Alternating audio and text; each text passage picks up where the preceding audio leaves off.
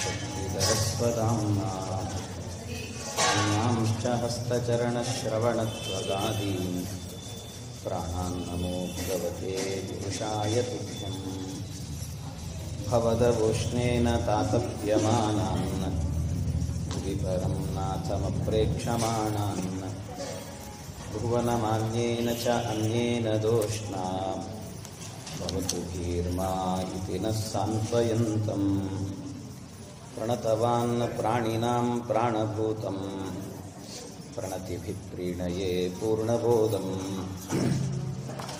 तपो विद्या विरक्त्यादि सद्गुणौगाकरानहं स्वादिराजगुरून् वन्दे हयग्रीवपदाश्रयान् मूकोऽपि यत्प्रसादेन मुकुन्दशयनायते राजराजायते रिक्तो राघवेन्द्रं तमाश्रये अनवद्यात्मचारित्रं वादिकद्योतभास्करम् विद्यामान्यगुरुं वन्दे विद्याविद्योतभास्वरम् श्रीविश्वेशतीर्थगुरुभ्यो नमः।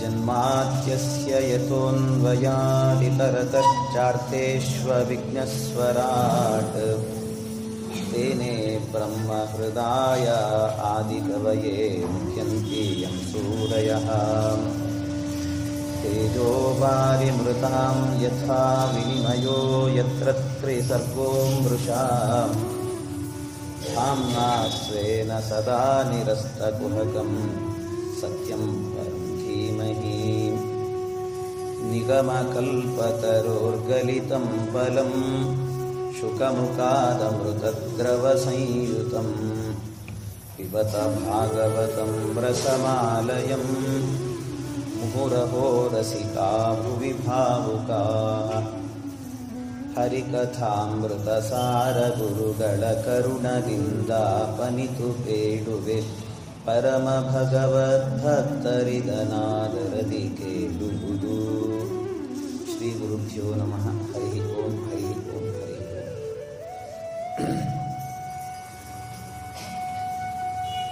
ಶ್ರೀಕೃಷ್ಣನ ಅವತಾರ ಆಗಬೇಕು. ಅದಕ್ಕೆ ಪರೀಕ್ಷಿತ್ ರಾಜ ಕೇಳ್ತಾ ಇದ್ದಾನೆ.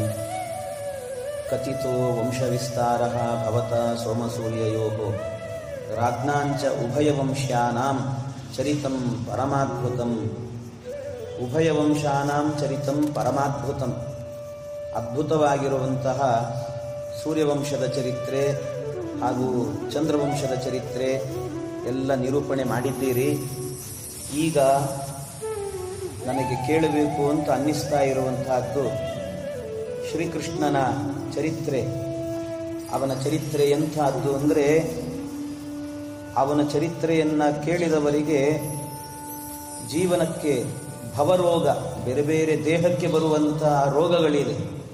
ಆದರೆ ಸಂಸಾರವೇ ಒಂದು ರೋಗ ಅಂತ ಅನ್ನಿಸಿದವರಿಗೆ ಔಷಧ ಯಾವುದು ಅಂದರೆ ಅದು ಕೃಷ್ಣನ ಚರಿತ್ರೆ.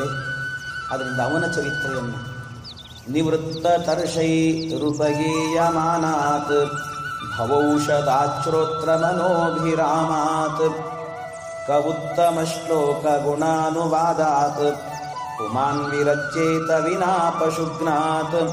ಭವೌಷಧಾಚ್ಛ್ರೋತ್ರ ಮನೋಭಿರಾಮಾತ್. ಭವೌಷಧ ಅದು. ಭವೌಷಧ ಅಂದರೆ ಸಂಸಾರ ಸಾಗರಕ್ಕೇನೆ ಔಷಧ ಕೃಷ್ಣನ ಕಥೆ. ಯಾವ ಕೃಷ್ಣನು ಪಿತಾಮಹೇ ಮೇ ಸಮರೇ ಅಮರಂಜಯೈಃ ದೇವವ್ರತಾದ್ಯಾ ಅತಿರತೈಸ್ತಿಮಿಂಗಿಲೈಃ ದುರತ್ಯಯಂ ಕೌರವ ಸೈನ್ಯ ಸಾಗರಂ ಕೃತ್ವಾ ತ್ವರನ್ ವತ್ಸಪದಂ ಸ್ಮಯತ್ಲವಾಹ. ಸಮರ ಅನ್ನುವಂಥದ್ದು ಸಮರ. ಸಮರ ಅಂದರೆ ಯುದ್ಧ.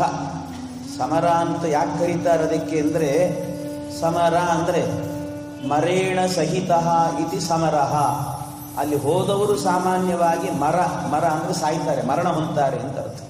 ಸಾಮಾನ್ಯವಾಗಿ ಮರಣ ಹೊಂದ್ತಾರೆ ಅಲ್ಲಿ ಹೋದವರು. ಆದ್ದರಿಂದ ಮರೇಣ ಸಹಿತ ಇತಿ ಸಮರಃ ಅಂತ ಸಮರಕ್ಕೆ ಹೋದಾಗಲೂ ಕೂಡ ಪಿತಾಮಹ ಮೇ, ನನ್ನ ತಾತಂದಿರೆಲ್ಲರೂ ಕೂಡ ಅಮರಂಜಯೈಹಿ, ಅಮರಂಜಯರಾಗಿರುವಂಥ ದೇವವ್ರತಾದ್ಯಾಹ ಅತಿರಥೈಹಿ ತಿಮಿಂಗಲೈಹಿ, ಅದೊಂದು ಸಮರ ಅನ್ನುವಂಥದ್ದು ದೊಡ್ಡ ಸಮುದ್ರ. ಆ ಸಮುದ್ರದಲ್ಲಿರುವವರು ಸಾಮಾನ್ಯರಲ್ಲ. ಅತಿರಥೈಹಿ ತಿಮಿಂಗಿಲೈಹಿ, ಅತಿರಥ ಅಂತ ಕರೆಸಿಕೊಂಡವರು. ಅತಿರಥರಿದ್ದಾರಂತೆ.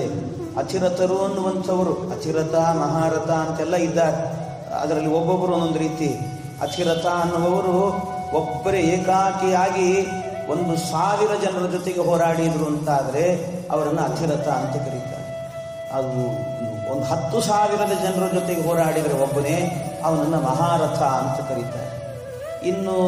ಇನ್ನೂ ಇರ್ತಾರೆ, ಕೆಲವರು ಇರ್ತಾರೆ, ಅವರು ಒಬ್ಬರ ಜೊತೆಗೆ ಮಾತ್ರ ಹೋರಾಡ್ತಿರ್ತಾರೆ, ಜಾಸ್ತಿ ಆಗೋದಿಲ್ಲ, ಅಂಥವ್ರನ್ನ ಅರ್ಧರಥ ಅಂತ ಕರೀತಾರೆ. ಹೀಗೆಲ್ಲ ಒಬ್ಬೊಬ್ಬರು ಇದ್ದಾರೆ. ಅದರಲ್ಲಿ ಅತಿರಥ ಮಹಾರಥ ಅಂತ ಕರೆಸಿಕೊಂಡಂತಹ ದೇವವ್ರತಾದ್ಯಾಹ ಭೀಷ್ಮಾಚಾರ್ಯರೇ ಮೊದಲಾದಂಥ ತಿಮಿಂಗಿಲಗಳಿದ್ದು ಅಲ್ಲಿ. ಅಂಥ ತಿಮಿಂಗಿಲಗಳಿದ್ದಾಗಲೂ ಕೂಡ ನನ್ನ ತಾತಂದಿರೋ ಸಣ್ಣ ಕರುಗಳಿದ್ದಂತೆ. ಕರುಗಳನ್ನು ತಿಮಿಂಗಿಲ ನುಂಗೋದು ದೊಡ್ಡ ವಿಚಾರ ಏನು? ಆದರೂ ಕೂಡ ಆ ಸಮರವೆಂಬಂಥ ಯುದ್ಧದಲ್ಲಿ ಇಂತಿಂಥ ದೊಡ್ಡ ದೊಡ್ಡ ತಿಮಿಂಗಿಲಗಳಿದ್ದರೂ ಕೂಡ ಆ ಎಲ್ಲ ತಿಮಿಂಗಿಲಗಳಿಂದ ದಾಟಿಸಿ ಆ ಸಮುದ್ರವನ್ನು ಯಾರು? ನೌಕೆ, ಒಂದು ಹಡಗು. ಯಾವುದದು ಹಡಗು ಅಂದರೆ ಶ್ರೀಕೃಷ್ಣ ಪರಮಾತ್ಮನೇ ಹಡಗು. ಆ ಹಡಗು ನಮ್ಮ ತಾತಂದಿರನ್ನೆಲ್ಲ ದಾಟಿಸಿ ಬಿಡ್ತಲ್ಲ, ಅಂತಹ ಕೃಷ್ಣನ ಕಥೆ. ದ್ರೌಣ್ಯಸ್ತ್ರ ವಿಪ್ಲುಷ್ಟಮಿದಂ ಮದಂಗಂ ಸಂತಾನ ಬೀಜಂ ಕುರು ಪಾಂಡವಾನಾಂ ಜುಗೋಪ ಕುಕ್ಷಿಂ ಗತ ಆತ್ತಚಕ್ರಃ ಮಾತುಶ್ಚ ಮೇಯ ಶರಣಂಗತಾಯಾಃ. ದ್ರೌಣ್ಯಸ್ತ್ರ ವಿಪ್ಲುಷ್ಟಮಿದಂ ಮದಂಗಂ, ಈ ನನ್ನ ದೇಹ ದ್ರೌಣಿ. ದ್ರೌಣಿ ಅಂದರೆ ದ್ರೋಣಾಚಾರ್ಯರ ಮಕ್ಕಳು ಅಶ್ವತ್ಥಾಮಾಚಾರ್ಯರು. ಅವರು ಬಿಟ್ಟಂತ ಬ್ರಹ್ಮಾಸ್ತ್ರದಿಂದ ಸುಟ್ಟು ಭಸ್ಮ ಆಗಿ ಹೋಗಬೇಕು. ಆದರೂ ಕೂಡ ಇದು ಕುರುಪಾಂಡವರ ವಂಶದ ಬೀಜ, ಇದು ಅದರಿಂದ ಉಳಿಸ್ಬೇಕಿದನ್ನ ಅಂತ ಸಂತಾನ ಬೀಜಂ ಕುರುಪಾಂಡವಾನಾಂ, ಈ ಕುರುಪಾಂಡವರ ಬೀಜವನ್ನು ಉಳಿಸಬೇಕು ಅಂತ ಜುಗೋಪ ಕುಕ್ಷಿಂ ಗತ ಆತ್ತಚಕ್ರ, ಚಕ್ರಧಾರಿಯಾಗಿ ಗದಾಧಾರಿಯಾಗಿ ನಾನು ನನ್ನ ತಾಯಿ ಗರ್ಭದಲ್ಲಿರುವಾಗಲೇ ನನ್ನನ್ನು ರಕ್ಷಣೆ ಮಾಡಿದಂಥವನು. ಆಮೇಲೆ ನಾನು ಹುಟ್ಟಿ ಸತ್ತರೆ ನನ್ನನ್ನು ಬದುಕಿಸಿದಂಥವನು. ಅಂತಹ ಶ್ರೀಕೃಷ್ಣನ ಚರಿತ್ರೆಯನ್ನ ನನಗೆ ಕೇಳಬೇಕು ಅಂತ ಆಸೆ ಆಗಿದೆ. ಆ ಕೃಷ್ಣನ ಚರಿತ್ರೆ ಹೇಳಿ ನನಗೆ ಅಂತ ಕೃಷ್ಣನ ಚರಿತ್ರೆಯ ಬಗ್ಗೆ ಕೇಳುತ್ತಾ ಇದ್ದಾನೆ. ಅವನು ಕೃಷ್ಣನ ಚರಿತ್ರೆ ಬಗ್ಗೆ ಕೇಳುವಾಗ ಒಂದೊಂದೇ ಚರಿತ್ರೆಯನ್ನು ಕೇಳುತ್ತಿದ್ದಾನೆ. ಯಾಕೆ ಪರಮಾತ್ಮ ಅವನು ಮಥುರಾ ಪಟ್ಟಣದಲ್ಲಿ ಹುಟ್ಟಿದ ನಂತರ ಅಲ್ಲಿಂದ ನಂದಗೋಕುಲಕ್ಕೆ ಹೋಗ್ತಾನಂತೆ. ಯಾಕೆ ಹೋದ ಅವನ ನಂದಗೋಕುಲಕ್ಕೆ? ಕಸ್ಮಾನ್ ಮುಕುಂದೋ ಭಗವಾನ್ ಪಿತುರ್ಗೇಹಾತ್ ವ್ರಜಂಗತಃ, ತಮ್ಮಪ್ಪ ಇದ್ದಂಥ ಜಾಗವನ್ನು ಬಿಟ್ಟು ಅಲ್ಲಿ ತನಕ ಯಾಕೆ ಹೋದ? ಇದನ್ನೆಲ್ಲ ಕೇಳಬೇಕು ಅನ್ನುವಂಥ ಆಸೆ ಆಗಿದೆ. ಅದನ್ನು ಹೇಳಿ ಬೇಗ ಹೇಳಿ ಕಥೆಯನ್ನ, ಕೃಷ್ಣನ ಕಥೆ ಕೇಳಬೇಕು ಅಂತ ಆಸೆ ಆಗಿದೆ ಎನ್ನುವಾಗ ಆಗ ಕೃಷ್ಣನ ಅವತಾರ ಹೇಗಾಯಿತು ಅಂತ ವರ್ಣನೆ ಮಾಡುತ್ತಾ ಇದ್ದಾರೆ.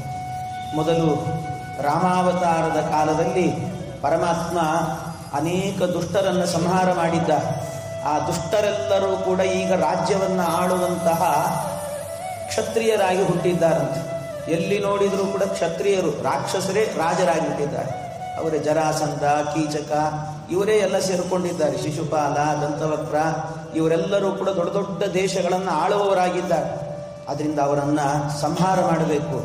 ಭೂಭಾರ ಹರಣಾಯಚ ಅಂತ ಜಾತ ಕಂಸವದಾರ್ಥಾಯ ಭೂಭಾರ ಹರಣಾಯಚ, ಈ ಕಂಸನ ವಧೆ ಆಗಬೇಕು, ಭೂಭಾರ ಹರಣ ಆಗಬೇಕು ಅಂತ ಭೂದೇವಿ ಅವರ ಭಾರವನ್ನು ಹೊತ್ತುಕೊಳ್ಳಿಕ್ಕಾಗದೇನೆ ಗೋರೂಪದಲ್ಲಿ ಪರಮಾತ್ಮನ ಬಳಿಗೆ ಹೋಗಿ ಬ್ರಹ್ಮಾದಿ ದೇವತೆಗಳ ಜೊತೆಗೆ ಹೋಗಿ ನಿಂತಂತೆ.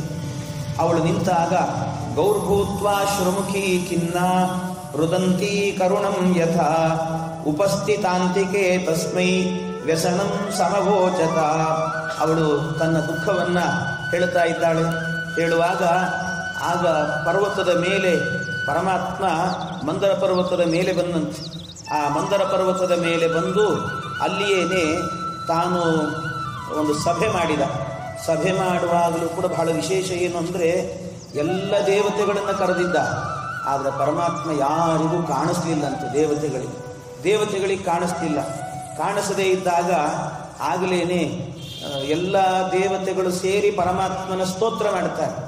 ಆಗ ಚತುರ್ಮುಖ ಬ್ರಹ್ಮದೇವರು ವಿಶೇಷವಾಗಿ ಪರಮಾತ್ಮನನ್ನ ಪುಂಸೂಕ್ತ ಗತಂ ಅಂತ ಹೇಳ್ತಾರೆ. ಪುಂಸೂಕ್ತದಿಂದ, ಪುಂಸೂಕ್ತ ಅಂದ್ರೆ ಪುರುಷ ಸೂಕ್ತ, ಪುರುಷ ಸೂಕ್ತದಿಂದ ಪರಮಾತ್ಮನ ಸ್ತೋತ್ರ ಮಾಡಿದ್ರಂತೆ. ಆ ಸ್ತೋತ್ರವೇ ಎಷ್ಟು ಚೆನ್ನಾಗಿದೆ ನೋಡಿ. ಸ್ತೋತ್ರ ಸಹಸ್ರಾ ಶೀರ್ಷ ಪುರುಷ ಸಹಸ್ರಾಕ್ಷ ಸಹಸ್ರಾಪಾತ್ ಸಭೂಮಿಂ ವಿಶ್ವತೋ ವೃತ್ವ ಅತ್ಯಾತಿಷ್ಠದಶಾಂಗುಲಂ. ಎಷ್ಟು ಚೆನ್ನಾಗಿದೆ ಸ್ತೋತ್ರ. ಸಹಸ್ರ ಶೀರ್ಷ ಪುರುಷ ಸಹಸ್ರಾಕ್ಷ ಸಹಸ್ರಪಾತ್. ಪರಮಾತ್ಮ ನಿನಗೆ ಸಾವಿರಾರು ತಲೆಗಳಿದ್ದಾವೆ. ಸಹಸ್ರ ಶೀರ್ಷ ಪುರುಷ ಸಹಸ್ರಾಕ್ಷ, ಸಾವಿರಾರು ಕಣ್ಣುಗಳಿದ್ದಾವೆ, ಸಾವಿರಾರು ಕೈಗಳಿದ್ದಾವೆ, ಸಾವಿರಾರು ಕಾಲುಗಳಿದ್ದಾವೆ. ಏನು ನೋಡಿದ್ರು ಸಾವಿರಾರು. ಸಾವಿರಾರು ಅಂದ್ರೆ ಸಹಸ್ರ ಅಂತ ಅನ್ನೋದಕ್ಕೆ ಬರೀ ಸಹಸ್ರ ಅಂತ ಅರ್ಥ ಅಲ್ಲ, ಅನಂತ ಅಂತ ಅರ್ಥ. ನಿನಗೆ ಅನಂತ ಕೈಗಳು, ಅನಂತ ಶಿರಸ್ಸುಗಳು, ಇಷ್ಟೆಲ್ಲ ಇದೆ. ಆದರೆ ಬ್ರಹ್ಮದೇವರು ಕೊನೆಗೆ ಹೇಳಿದ್ರಂತೆ, ನಿಮಗಿಷ್ಟು ಬೇಕಾದಷ್ಟು ಅವಯವಗಳಿದ್ರೂ ಕೂಡ ನಮಗೆ ಅಷ್ಟು ಕೆಲಸ ಏನಾಗಬೇಕಾಗಿಲ್ಲ ನಿನ್ನಿಂದ. ಒಂದೇ ಒಂದು ಸಣ್ಣ ಕೆಲಸ ಆಗಬೇಕು, ಭೂಭಾರ ಹರಣ ಅಂದ್ರಷ್ಟೆ. ಇದು ಒಂದು ನಡೀಬೇಕು. ನಿನಗಿಷ್ಟಿದೆ, ಕೈಗಳು, ಕಾಲುಗಳು, ಕಣ್ಣುಗಳು. ನಮಗೆ ಒಂದು ಕೆಲಸ, ಅದರಲ್ಲಿ ಯಾವುದೋ ಒಂದು ಕಣ್ಣು ಬಳಸಿದ್ರು ಸಾಕು. ನೀನು ಒಂದು ಕಣ್ಣು ನಮ್ಮ ಕಡೆಗೆ ಹಾಯಿಸಿದ್ರು ಸಾಕು. ಅದರಿಂದಲೇ ನಾವು ಬದುಕಿ ಬಿಡ್ತೇವೆ. ಆದ್ದರಿಂದಾಗಿ ಅಂಥ ಕೆಲಸವನ್ನು ಮಾಡು, ನೀನು ಅವತಾರವನ್ನು ಮಾಡು ಅಂತ ಪ್ರಾರ್ಥನೆ ಮಾಡಿದಾಗ ಆಗ ಭಗವಂತ ಅಲ್ಲಿ ಆಜ್ಞೆ ಮಾಡುತ್ತಾನಂತೆ. ಪರಮಾತ್ಮ ಆಜ್ಞೆ ಮಾಡುವಾಗ ಹೇಗೆ ಆಜ್ಞೆ ಮಾಡಿದ್ದಾನೆ ಅಂದರೆ, ಪರಮಾತ್ಮ ಅವನು ಆಜ್ಞೆ ಮಾಡುವಾಗ ಲಕ್ಷ್ಮೀದೇವಿಗೆ ಕಾಣಿಸ್ತಾ ಇದ್ದಂತೆ. ಅವಳಿಗೆ ಕಾಣಿಸ್ತಾನೂ ಇದ್ದ, ಮತ್ತೆ ಮಾತು ಕೇಳಿಸ್ತಿತ್ತು. ಆದರೆ ಬ್ರಹ್ಮದೇವರಿಗೆ ಬರೀ ಮಾತು ಮಾತ್ರ ಕೇಳಿಸ್ತು, ಭಗವಂತ ಕಾಣಲಿಲ್ಲ. ಇದೆಲ್ಲ ಪರಮಾತ್ಮ ತೋರಿಸೋದೇನು ಅಂದರೆ, ಅವರವರ ತಾರತಮ್ಯಕ್ಕೆ ಅನುಗುಣವಾಗಿ ನಾನು ಮಾಡ್ತೇನೆ ಅಂತ. ಲಕ್ಷ್ಮೀದೇವಿ ಕಣ್ಣಿಗೆ ಕಾಣಿಸ್ತಿದ್ದ, ಬ್ರಹ್ಮದೇವರಿಗೆ ಕಾಣಲಿಲ್ಲ. ಉಳಿದವರಿಗೆ ಆ ಬ್ರಹ್ಮದೇವರಿಗೆ ಕೇಳಿಸ್ತಿತ್ತು, ಉಳಿದವರಿಗೆ ಅದೂ ಇಲ್ಲ, ಏನೂ ಇಲ್ಲ, ಕೇಳಿಸೋದೇ ಇಲ್ಲ. ಬ್ರಹ್ಮದೇವರು ಹೇಳಬೇಕಷ್ಟೇ, ಇವರು ಉಳಿದವರಿಗೆ ಪರಮಾತ್ಮ ಹೀಗೆ ಹೇಳಿದ್ದಾನೆ ಅಂತ ಹೇಳಬೇಕು. ಎಂಥ ವ್ಯವಸ್ಥೆ ನೋಡಿ. ಒಂದೇ ಮೈಕ್ ಅಲ್ಲೇ ಕೂತಿದ್ದಾರೆ ಎಲ್ಲರೂ ಕೂಡ, ಆದರೆ ಬ್ರಹ್ಮದೇವರಿಗೆ ಮಾತ್ರ ಕೇಳಿಸ್ತದೆ, ಉಳಿದವರಿಗೆ ಕೇಳಿಸಲ್ಲ. ಎಂಥ ವಿಚಿತ್ರ ಆಗಿದೆ ನೋಡಿ. ಪರಮಾತ್ಮನ ಲೀಲೆಯೇ ಅದ್ಭುತ. ಈ ರೀತಿ ಪರಮಾತ್ಮ ಅವನಿಗೆ ಆಜ್ಞೆಗಳನ್ನು ಮಾಡ್ತಾನಂತೆ. ಏನು ಆಜ್ಞೆ ಮಾಡಿದ್ದಾನೆ ಅಂದರೆ, ಬ್ರಹ್ಮದೇವರೇ, ಇನ್ನು ನಾನು ಕೆಲವೇ ದಿನದಲ್ಲಿ ಆ ವಸುದೇವನ ಮನೆಯಲ್ಲಿ ದೇವಕಿ ಕುಮಾರನಾಗಿ ಅವತಾರ ಮಾಡುತ್ತೇನೆ. ಆ ಅವತಾರ ಮಾಡುವಂಥ ಕಾಲದಲ್ಲಿ ನೀವು ಅದಕ್ಕಿಂತ ಮೊದಲು ನನ್ನ ಸೇವೆಗೆ ಅಂತ ಎಲ್ಲ ದೇವಾನುದೇವತೆಗಳು ಕೂಡ ಅವತಾರ ಮಾಡಬೇಕು.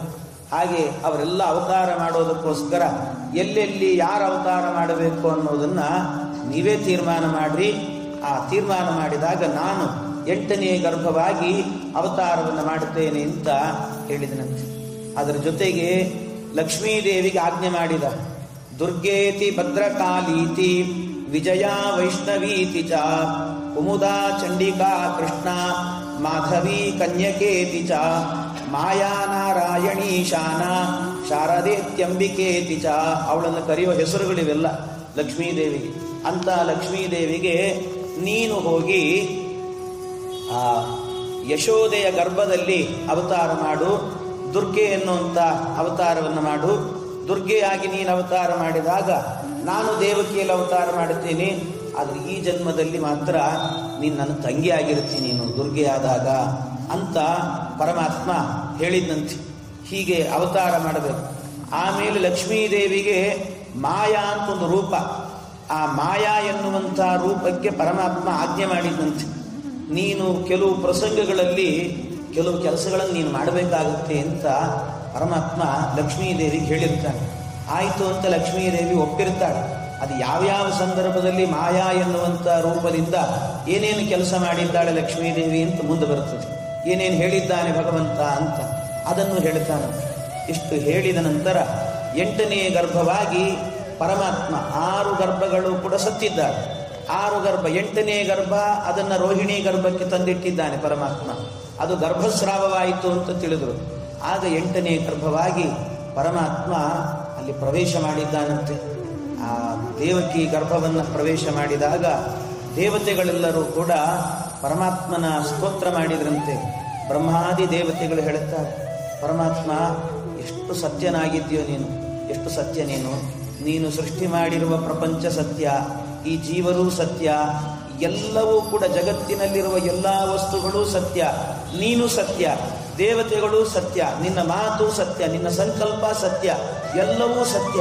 ಇಂಥ ಸತ್ಯಮಯನಾದಂಥ ಪರಮಾತ್ಮನೇ ಸತ್ಯವಾದ ಜಗತ್ತಿನಲ್ಲಿ ಸತ್ಯವಾಗಿ ನೀನು ಕೂಡ ಸತ್ಯನಾಮಕನಾದ ನೀನು ಈ ಗರ್ಭದಲ್ಲಿ ಪ್ರವೇಶ ಮಾಡಿ ಸತ್ಯನಾಗಿ ಅವತಾರ ಮಾಡ್ತಾ ಇದ್ದೀಯಲ್ಲೋ ಅಂತ ಪರಮಾತ್ಮನನ್ನ ಗರ್ಭಸ್ತುತಿ ಮಾಡ್ತಾರೆ. ಗರ್ಭ ಪ್ರವೇಶ ಮಾಡಿದ್ದಿ ಅಂತ. ಸತ್ಯವ್ರತಂ ಸತ್ಯ ಪರಂ ತ್ರಿಸತ್ಯಂ ಸತ್ಯಸ್ಯ ಯೋನಿಂ ನಿಹಿತಂಚ ಸತ್ಯೇ ಸತ್ಯಸ್ಯ ಸತ್ಯಂ ಉತ ಸತ್ಯ ನೇತ್ರಂ ಸತ್ಯಾತ್ಮಕಂ ತ್ವಾಂ ಶರಣಂ ಪ್ರಪನ್ನಾಃ. ಹಾಗಿದೆ ನೋಡಿ ಭಾಗವತ ಶ್ಲೋಕ. ಎಷ್ಟು ಬಾರಿ ಸತ್ಯ ಸತ್ಯ ಸತ್ಯ ಅಂತ ಹೇಳಿದ್ದಾರೆ, ಇನ್ನೂ ಜಗತ್ ಸುಳ್ಳು ಅಂತ ಹೇಳ್ತಾರಲ್ಲ, ಏನು ಹೇಳಬೇಕು ಇವರಿಗೆ? ಇಷ್ಟು ಬಾರಿ ಸತ್ಯ ಅನ್ನೋ ಶಬ್ದ ಕೇಳಿಸ್ತಾ ಇದೆ. ಇಷ್ಟು ಸತ್ಯವ್ರತಂ ಪರಮಾತ್ಮ ಅವನು ಜ್ಞಾನಾನಂದ ಸ್ವರೂಪನಾಗಿದ್ದಾನೆ ಅಂತ ಒಂದು. ಸತ್ಯಪರಂ ಸತ್ಯಪರಂ ಅವನು ಪಂಚಭೂತಗಳಿಗಿಂತಲೂ ಕೂಡ ವಿಶಿಷ್ಟನಾಗಿದ್ದಾನೆ, ವಿಲಕ್ಷಣನಾಗಿದ್ದಾನೆ ಪರಮಾತ್ಮ. ತ್ರಿಸತ್ಯಂ ವೇದಗಳಲ್ಲಿ ಪ್ರತಿಪಾದ್ಯನಾಗಿದ್ದಾನೆ. 3 ವೇದಗಳು, ತ್ರಿ ಅಂದರೆ 3, ಅದರಿಂದ 3 ವೇದಗಳಿಂದಲೂ ಕೂಡ ಪ್ರತಿಪಾದ್ಯನಾಗಿದ್ದಾನೆ ಪ್ರಪಂಚ. ಸತ್ಯಸ್ಯ ಯೋನಿಂ ಸತ್ಯ ಸತ್ಯವಾದ ಪ್ರಪಂಚಕ್ಕೆ ಅವನೇ ಮೂಲ ಕಾರಣನಾಗಿದ್ದಾನೆ ಪರಮಾತ್ಮ. ನಿಹಿತಂಚ ಸತ್ಯೇ ಪ್ರಪಂಚದ ಒಳಗೂ ಭಗವಂತ ಇದ್ದಾನೆ. ಸತ್ಯಸ್ಯ ಸತ್ಯಂ ಅಷ್ಟೇ ಅಲ್ಲ, ಯಾವುದ್ಯಾವುದು ಜಗತ್ತಿನಲ್ಲಿ ಸತ್ಯವಾದದ್ದು ಅಂತಿದೆ ಅದಕ್ಕೆಲ್ಲ ಸತ್ಯತ್ವವನ್ನು ಕೊಟ್ಟವನೇ ಅವನು ಅಂತ ಹೇಳುತ್ತಾರೆ. ಸತ್ಯಸ್ಯ ಸತ್ಯಂ ಉತ ಸತ್ಯ ನೇತ್ರಂ ಅಷ್ಟೇ ಅಲ್ಲ, ಸಾತ್ವಿಕರಿಗೆ ಆನಂದ ಜ್ಞಾನಗಳನ್ನು ಕೊಡುವಂಥವನು ಕೂಡ ಅವನೇ, ಈ ರೀತಿ ಇರುವಂಥವನು. ಆಮೇಲೆ ಸತ್ಯಾತ್ಮಕಂ ಈ ಇಡೀ ಚರಾಚರಾತ್ಮಕವಾದಂತಹ ಪ್ರಪಂಚಕ್ಕೆ ಅವನೇ ನೇತಾರನಾಗಿದ್ದಾನೆ ಪರಮಾತ್ಮ. ಅವನೇ ಇದನ್ನೆಲ್ಲವನ್ನು ಕೂಡ ಸ್ಥಿತಿ ಅದರ ಪಾಲನೆ ಮಾಡುತ್ತಾನೆ, ಅದರ ಸಂಹಾರವನ್ನು ಮಾಡುತ್ತಾನೆ. ಹೀಗೆ ಭಗವಂತ ಇದ್ದಾನೆ. ಇದು ಪರಮಾತ್ಮನ ಸ್ವರೂಪ ಅಂತ ಹೇಳುತ್ತಾರೆ. ಇನ್ನೊಂದು ಮತ್ತೆ ಪರಮಾತ್ಮನ ಗರ್ಭದಲ್ಲಿರುವಂತಹ ಸ್ತೋತ್ರವನ್ನು ಮಾಡುತ್ತಾ ಇದ್ದಾರೆ. ಅದು ಇದೆಲ್ಲ ಗರ್ಭಿಣಿ ಸ್ತ್ರೀಯರು ವಿಶೇಷವಾಗಿ ಶ್ರವಣ ಮಾಡಬೇಕು ಅಂತ ಗರ್ಭಸ್ತುತಿಯನ್ನು ಅದನ್ನು ಹೇಳಿದ್ದಾರೆ. ಏಕಾಯನೋಸೌ ದ್ವಿಪಲ ಸ್ತ್ರೀಮೂಲಃ ಚತುರಸ ಪಂಚಶಿಪಶ್ಷಡಾತ್ಮ ಸಪ್ತತ್ವಗಷ್ಟ ವಿಟಪೋ ನವಾಕ್ಷೋ ದಶಚ್ಚದಿ ದ್ವಿಖಗೋಕ್ಯಾದಿ ವೃಕ್ಷ. ಎಷ್ಟು ಚೆನ್ನಾಗಿದೆ. ಆದಿವೃಕ್ಷ, ಆದಿವೃಕ್ಷ ಒಂದು ಆದಿ ಕಾಲದಿಂದಲೂ ಕೂಡ ಒಂದು ವೃಕ್ಷ ಇದೆ ಅಂತೆ. ಆ ವೃಕ್ಷದಲ್ಲಿ ದ್ವಿಖಗ 2 ಪಕ್ಷಿಗಳಿದ್ದಾವೆ ಅಂತ ಹೇಳ್ತಾರೆ. ಆ ಪಕ್ಷಿ 2 ಪಕ್ಷಿಗಳಿದ್ದಾವೆ. ದ್ವಿಖಗ ಅದು ಎಂತಹದ್ದು? ಆ ವೃಕ್ಷಕ್ಕೆ ಏನಂತ ಹೆಸರು, ಏನು ಕತೆ, ಯಾವುದದು ಆ ವೃಕ್ಷ ಅಂತ ಕೇಳಿದರೆ, ಈ ಇಡೀ ಪ್ರಪಂಚ ಅನ್ನುವುದೇ ಒಂದು ದೊಡ್ಡ ವೃಕ್ಷ ಅಂತ. ಪ್ರಪಂಚವೇನೇ ದೊಡ್ಡ ವೃಕ್ಷ. ಪ್ರಪಂಚ ಪ್ರಪಂಚ ಪ್ರಪಂಚ ಅಂತ ಹೇಳ್ತೀವಲ್ಲ, ಪ್ರಪಂಚ ಅಂದ್ರೆ ಏನರ್ಥ? ಪ್ರಪಂಚ ಅಂದ್ರೆ, ಪ್ರಪಂಚ ಅಂತ ಹೇಳಿದ್ರೆ ಪಂಚ ಪಂಚ ಪ್ರಪಂಚ ಅಂತ ಕರೀತಾರೆ. ಪಂಚ ಪಂಚ ಪಂಚ ಅಂದ್ರೆ ನಮಗೆ ಗೊತ್ತಿರೋದು 5 ಅಂತ ಅರ್ಥ. 5 5 5 ಅಂತ ಅರ್ಥ. 5 5 ಅಂದ್ರೆ ಪಂಚ ಪಂಚ ಅಂದ್ರೆ ಎಷ್ಟು? 10 ಅಂತ ಆಯ್ತು. 10ನ್ನೇ ಪ್ರಪಂಚ ಅಂತ ಕರೀತಾರೆ. ಪ್ರಪಂಚ ಅಂದ್ರೆ 10. ಅದು 10 ಅಂದ್ರೆ ಏನು? ಮತ್ತೆ 5 5 ಪ್ಲಸ್ ಮಾಡಿದ್ರೆ 10 ಆಗ್ತದೆ. ಅದೇ 5 5 ಪಕ್ಕದಲ್ಲಿಟ್ರೆ ಅದು 55. ಅಂದ್ರೆ ಒಟ್ಟು 1 ರಿಂದ 10 ಪ್ರಪಂಚ, ಅಥವಾ 1 ರಿಂದ 10 ಕೂಡಿಸಿದ್ರೆ ಸಿಗುವಂತಹ ಸಂಖ್ಯೆ 55. ಆದ್ರಿಂದ 55 ಪ್ರಪಂಚ. ಯಾವುದನ್ನು ಬೇಕಾದ್ರೂ ಹೇಳಿ ಪಂಚಪಂಚ ಅಂತ ಹೇಳ್ತಾರೆ. ಇದು ಪ್ರಪಂಚ ಅಂತ. 1 ರಿಂದ 10 ತನಕ ಕೂಡಿಸ್ತಾ ಬನ್ನಿ ಬೇಕಾದ್ರೆ. 1 + 2 3, 3 + 3 6, ಹಾಗೆ ಕೂಡಿಸ್ತಾ ಬಂದ್ರೆ ಸಿಗೋ ಸಂಖ್ಯೆ ಕೊನೆಗೆ 55. ಆದ್ರಿಂದ 1 ರಿಂದ 10 ಪ್ರಪಂಚ. ಅಷ್ಟೇ ಅಲ್ಲ, 1 ರಿಂದ 55, 5 5 ಕೂಡ ಪ್ರಪಂಚ. ಪಂಚ ಪಂಚ ಪ್ರಪಂಚ, ಇದನ್ನ ಪ್ರಪಂಚ ಅಂತ ಕರೆದು. ಏನಿದು ಪಂಚ ಪಂಚ? ಏನದು ಪ್ರಪಂಚ ಅಂದ್ರೆ ಇದೊಂದು ದೊಡ್ಡ ವೃಕ್ಷ ಅಂತ ಹೇಳಿ. ಇದು ದೊಡ್ಡ ವೃಕ್ಷ, ಎಷ್ಟು ಅದ್ಭುತವಾದಂಥ ವೃಕ್ಷ. ಈ ವೃಕ್ಷ ಎನ್ನುವಂತಹದಕ್ಕೆ ಯಾವುದಿದು ವೃಕ್ಷ ಅಂದ್ರೆ ಎಲ್ಲಿದೆ ಅಂತ ಕೇಳಿದ್ರೆ, ಇದರ ಬೇರು ಮೇಲೆ ಇದೆ ಅಂತೆ. ಎಲ್ಲ ವೃಕ್ಷಗಳಿಗೆ ಬೇರು ಕೆಳಗಿರುತ್ತದೆ, ಆದರೆ ಇದರ ಬೇರು ಮಾತ್ರ ಮೇಲಿದೆ. ಕೊಂಬೆ ರೆಂಬೆಗಳೆಲ್ಲ ಕೆಳಗೆ ಹರಿದು ಬಂದಿದ್ದಾರಂತೆ. ಅದನ್ನೇ ಹೇಳ್ತಾರೆ, ಊರ್ಧ್ವ ಮೂಲಂ ಅದಶಾಖಂ ಅಶ್ವತ್ಥಂ ಪ್ರಾಹುರವ್ಯಯಂ. ಊರ್ಧ್ವ ಮೂಲಂ ಅದು ಮೂಲ ಮೇಲಿದೆ, ಅದಶಾಖಂ, ಅದರ ಶಾಖೆ ಕೊಂಬೆ ರೆಂಬೆಗಳೆಲ್ಲ ಕೆಳಗಿದೆ. ಆಮೇಲೆ ಇದರ ಈ ವೃಕ್ಷದ ಹೆಸರೇನು ಅಂದ್ರೆ ಅಶ್ವತ್ಥಂ ಪ್ರಾಹುರವ್ಯಯಂ. ಅಶ್ವತ್ಥಂ, ಇದಕ್ಕೆ ಅಶ್ವತ್ಥ ಅಂತ ಹೆಸರು, ಪ್ರಪಂಚ ಎನ್ನುವ ವೃಕ್ಷಕ್ಕೆ. ಯಾಕೆ ಈ ಪ್ರಪಂಚ ಅನ್ನೋದಕ್ಕೆ ಅಶ್ವತ್ಥ ಅಂತ ಹೆಸರು ಅಂದ್ರೆ ಸಂಸ್ಕೃತದಲ್ಲಿ ಶ್ವಃ ಅಂದ್ರೆ ನಾಳೆ ಅಂತ ಅರ್ಥ. ಶ್ವಃ, ಥ ಅಂದ್ರೆ ಇರುತ್ತದೆ ಅಂತ ಅರ್ಥ. ಶ್ವತ್ಥ ಅಂದ್ರೆ ನಾಳೆ ಇರುತ್ತೆ ಅಂತ ಅರ್ಥ. ಅಶ್ವತ್ಥ ಅಂದ್ರೆ ನಾಳೆ ಇರುತ್ತೆ ಅಂತ ಗ್ಯಾರಂಟಿ ಇಲ್ಲ. ಯಾವಾಗ ಏನಾಗುತ್ತೋ ಗೊತ್ತಿಲ್ಲ, ಯಾವ ಕ್ಷಣದಲ್ಲಿ ಏನ್ ನಡೆದು ಹೋಗುತ್ತೋ ಗೊತ್ತಿಲ್ಲ. ಈಗ ಬಂದ್ರು ಮನೆಯಲ್ಲಿ ಸೋಫಾದ ಮೇಲೆ ಕೂತ್ರು ನೀರು ತರ್ತೀನಿ ಅನ್ನೋದ್ರೊಳಗಿಲ್ಲ ಅಂತಾರೆ. ಹಾಗೆ ಅದರಿಂದ ಯಾವಾಗ ಬೇಕಾದ್ರೂ ಮೃತ್ಯು ನಮ್ಮ ಜುಟ್ಟು ಹಿಡಿದು ಯಾವಾಗಲೂ ನಿಂತಿರ್ತಾನಂತೆ. ಗೃಹೀತ ಇವ ಕೇಶೇಶು ಮೃತ್ಯುನಾ ಧರ್ಮವಾಚರೇತು. ಮೃತ್ಯು ಯಾವಾಗ ಜುಟ್ಟು ಎಳೀತಾನೋ ಗೊತ್ತಿಲ್ಲ, ಅಷ್ಟರೊಳಗೆ ಧರ್ಮ ಮಾಡಿಕೊಳ್ಳ್ರಿ ಅಂತ ಹೇಳ್ತಾರೆ. ಆದ್ರಿಂದ ಈ ವೃಕ್ಷಕ್ಕೆ ಅಶ್ವತ್ಥ ವೃಕ್ಷ ಅಂತ ಹೆಸರು. ಇದು ಅಶ್ವತ್ಥ, ಪ್ರಪಂಚ ಎನ್ನುವ ವೃಕ್ಷ. ಇದು ಕೊಂಬೆರೆಂಬೆಗಳೆಲ್ಲ ಇದು ಅದನ್ನು ಏಕಾಯ ನೋಸವು, ಇದರ ಮೂಲ ಒಂದೇ ಇರೋದು. ಏಕಾಯ ನೋಸವು, ಈ ವೃಕ್ಷದಲ್ಲಿ 2 ಹಣ್ಣುಗಳಿದ್ದಾವೆ ಅಂತ. ದ್ವಿಫಲಃ ತ್ರಿಮೂಲಃ ದ್ವಿಫಲಃ, 2 ಹಣ್ಣುಗಳಿದ್ದಾವೆ. 2 ವಿಧವಾದಂತಹ ಹಣ್ಣುಗಳು ಯಾವುದು ಅಂತ ಹೇಳಿದರೆ, ಒಂದು 2 ವಿಧವಾದಂಥ ಜೀವರಿದ್ದಾರಲ್ಲ ಅವರೇ 2 ವಿಧವಾದ ಹಣ್ಣು ಅಂತ. ಯಾರವರು ಅಂತ ಹೇಳಿದರೆ ಅದರಲ್ಲಿ ಕೆಲವರು ಪ್ರವೃತ್ತಿ ಮಾರ್ಗದ ಹಣ್ಣು, ಕೆಲವರು ನಿವೃತ್ತಿ ಮಾರ್ಗದ ಹಣ್ಣು ಅಂತ ಕರೀತಾರೆ. ಯಾರವರು 2 ವಿಧವಾದಂಥ ಜೀವರು ಅಂತ ಹೇಳಿದರೆ ಅದನ್ನು ಹೇಳ್ತಾರೆ, ಉಪನಿಷತ್ತು ಹೇಳುತ್ತದೆ. ನಾರಾಯಣೋಪನಿಷತ್ತು ಅಂತ ಒಂದು ಉಪನಿಷತ್ತು. ಈ ಜೀವರೆಲ್ಲರೂ ಕೂಡ ಹೇಗಿದ್ದಾರೆ ಏನು ಅಂತ ಅದು ಮೂಲ ಪ್ರಕೃತಿಯಿಂದ ಹುಟ್ಟಿದವರು. ಆ ಮಂತ್ರ ಬಹಳ ಚೆನ್ನಾಗಿದೆ. ಅಜಾಂ ಏಕಾಂ ಲೋಹಿತ ಶುಕ್ಲ ಕೃಷ್ಣಾಂ ಬಹ್ವೀ ಪ್ರಜಾ ಸೃಜಮಾನಾಂ ಸ್ವರೂಪಾಃ ಅಜೋಕ್ಯೇಕೋ ಜುಷಮಾನೋನುಷೇತೆ ಜಹಾತ್ಯೇನಾಂ ಭುಕ್ತ ಭೋಗಾಂ ಅಜೋನ್ಯಃ. ಬಹಳ ಸುಂದರ. ಅಜೋಕ್ಯೇಕೋ ಅದರ ಮೇಲ್ನೋಟದ ಅರ್ಥ, ಒಂದು ಹೆಣ್ಣಾಡು ಇದೆ. ಅಜೋಕ್ಯೇಕೋ ಅಜಾಂ ಏಕಾಂ, ಅಜಾಂ ಏಕಾಂ ಲೋಹಿತ ಶುಕ್ಲ ಕೃಷ್ಣಾಂ, ಒಂದು ಹೆಣ್ಣಾಡಿದೆ. ಅದು ಹೇಗಿದೆ ಅಂದರೆ ಕೆಂಪು ಬಿಳಿ ಕಪ್ಪು 3 ಬಣ್ಣದಿಂದ ಕೂಡಿಕೊಂಡಿದೆ. ಕೆಂಪು ಬಿಳಿ ಕಪ್ಪು ಅಂತ. ಆಮೇಲೆ ಅದು ಏನು ಮಾಡ್ತಾ ಇದೆ ಅಂದ್ರೆ ಬಹ್ವೀ ಪ್ರಜಾ ಸೃಜಮಾನಾಂ ಸ್ವರೂಪಾಃ. ಬಹ್ವೀ ಪ್ರಜಾ, ತನ್ನಂತೆ ಕೆಂಪು ಬಿಳಿ ಕಪ್ಪು 3 ಬಣ್ಣದಿಂದ ಕೂಡಿರುವಂತ ಅನೇಕ ಮಕ್ಕಳನ್ನ ಅದು ಹಡಿತಾನೇ ಇದೆ, ಹೆರಿತಾನೇ ಇದೆ. ಆಮೇಲೆ ಅದರಲ್ಲಿ ಒಂದು ಗಂಡಾಡು ಇದೆ. ಅಜೋಕ್ಯೇಕೋ ಜುಷಮಾನೋನುಷೇತೆ, ಆ ಗಂಡಾಡು ಏನು ಮಾಡ್ತಾ ಇದೆ ಅಂತೆ, ಈ ಹೆಣ್ಣು ಆಡಿನ ಹಿಂದೆ ಸುತ್ತುತ್ತಾ ಇದೇ ಪ್ರಪಂಚ ಅಂತ ತಿಳ್ಕೊಂಡು ಇಲ್ಲೇ ಇದೆ ಅಂತೆ. ಆದರೆ ಇನ್ನೊಂದು ಗಂಡಾಡಿದೆ, ಅದು ಏನು ಮಾಡುತ್ತಾ ಇದೆ, ಜಹಾತ್ಯೇನಾಂ ಭುಕ್ತ ಭೋಗಾಂ ಅಜೋನ್ಯಃ. ಇನ್ನೊಂದು ಗಂಡಾಡು ಇದರಲ್ಲಿ ಏನೂ ಇಲ್ಲ, ಇದು ನಿಸ್ಸಾರ, ಸತ್ವ ಇಲ್ಲ ಅಂತ ತಿಳಿದು ಇದಕ್ಕೆ ಬೆನ್ನು ಹಾಕಿ ಹೋಗ್ತಾ ಇದೆ. ಇಷ್ಟು ಹೇಳುತ್ತೆ ಮಂತ್ರ. ಏನರ್ಥ? ಅಜ, ಅಜ ಅಂತ ಹೇಳಿದರೆ ಮೂಲ ಪ್ರಕೃತಿ ಅಂತ ಅರ್ಥ.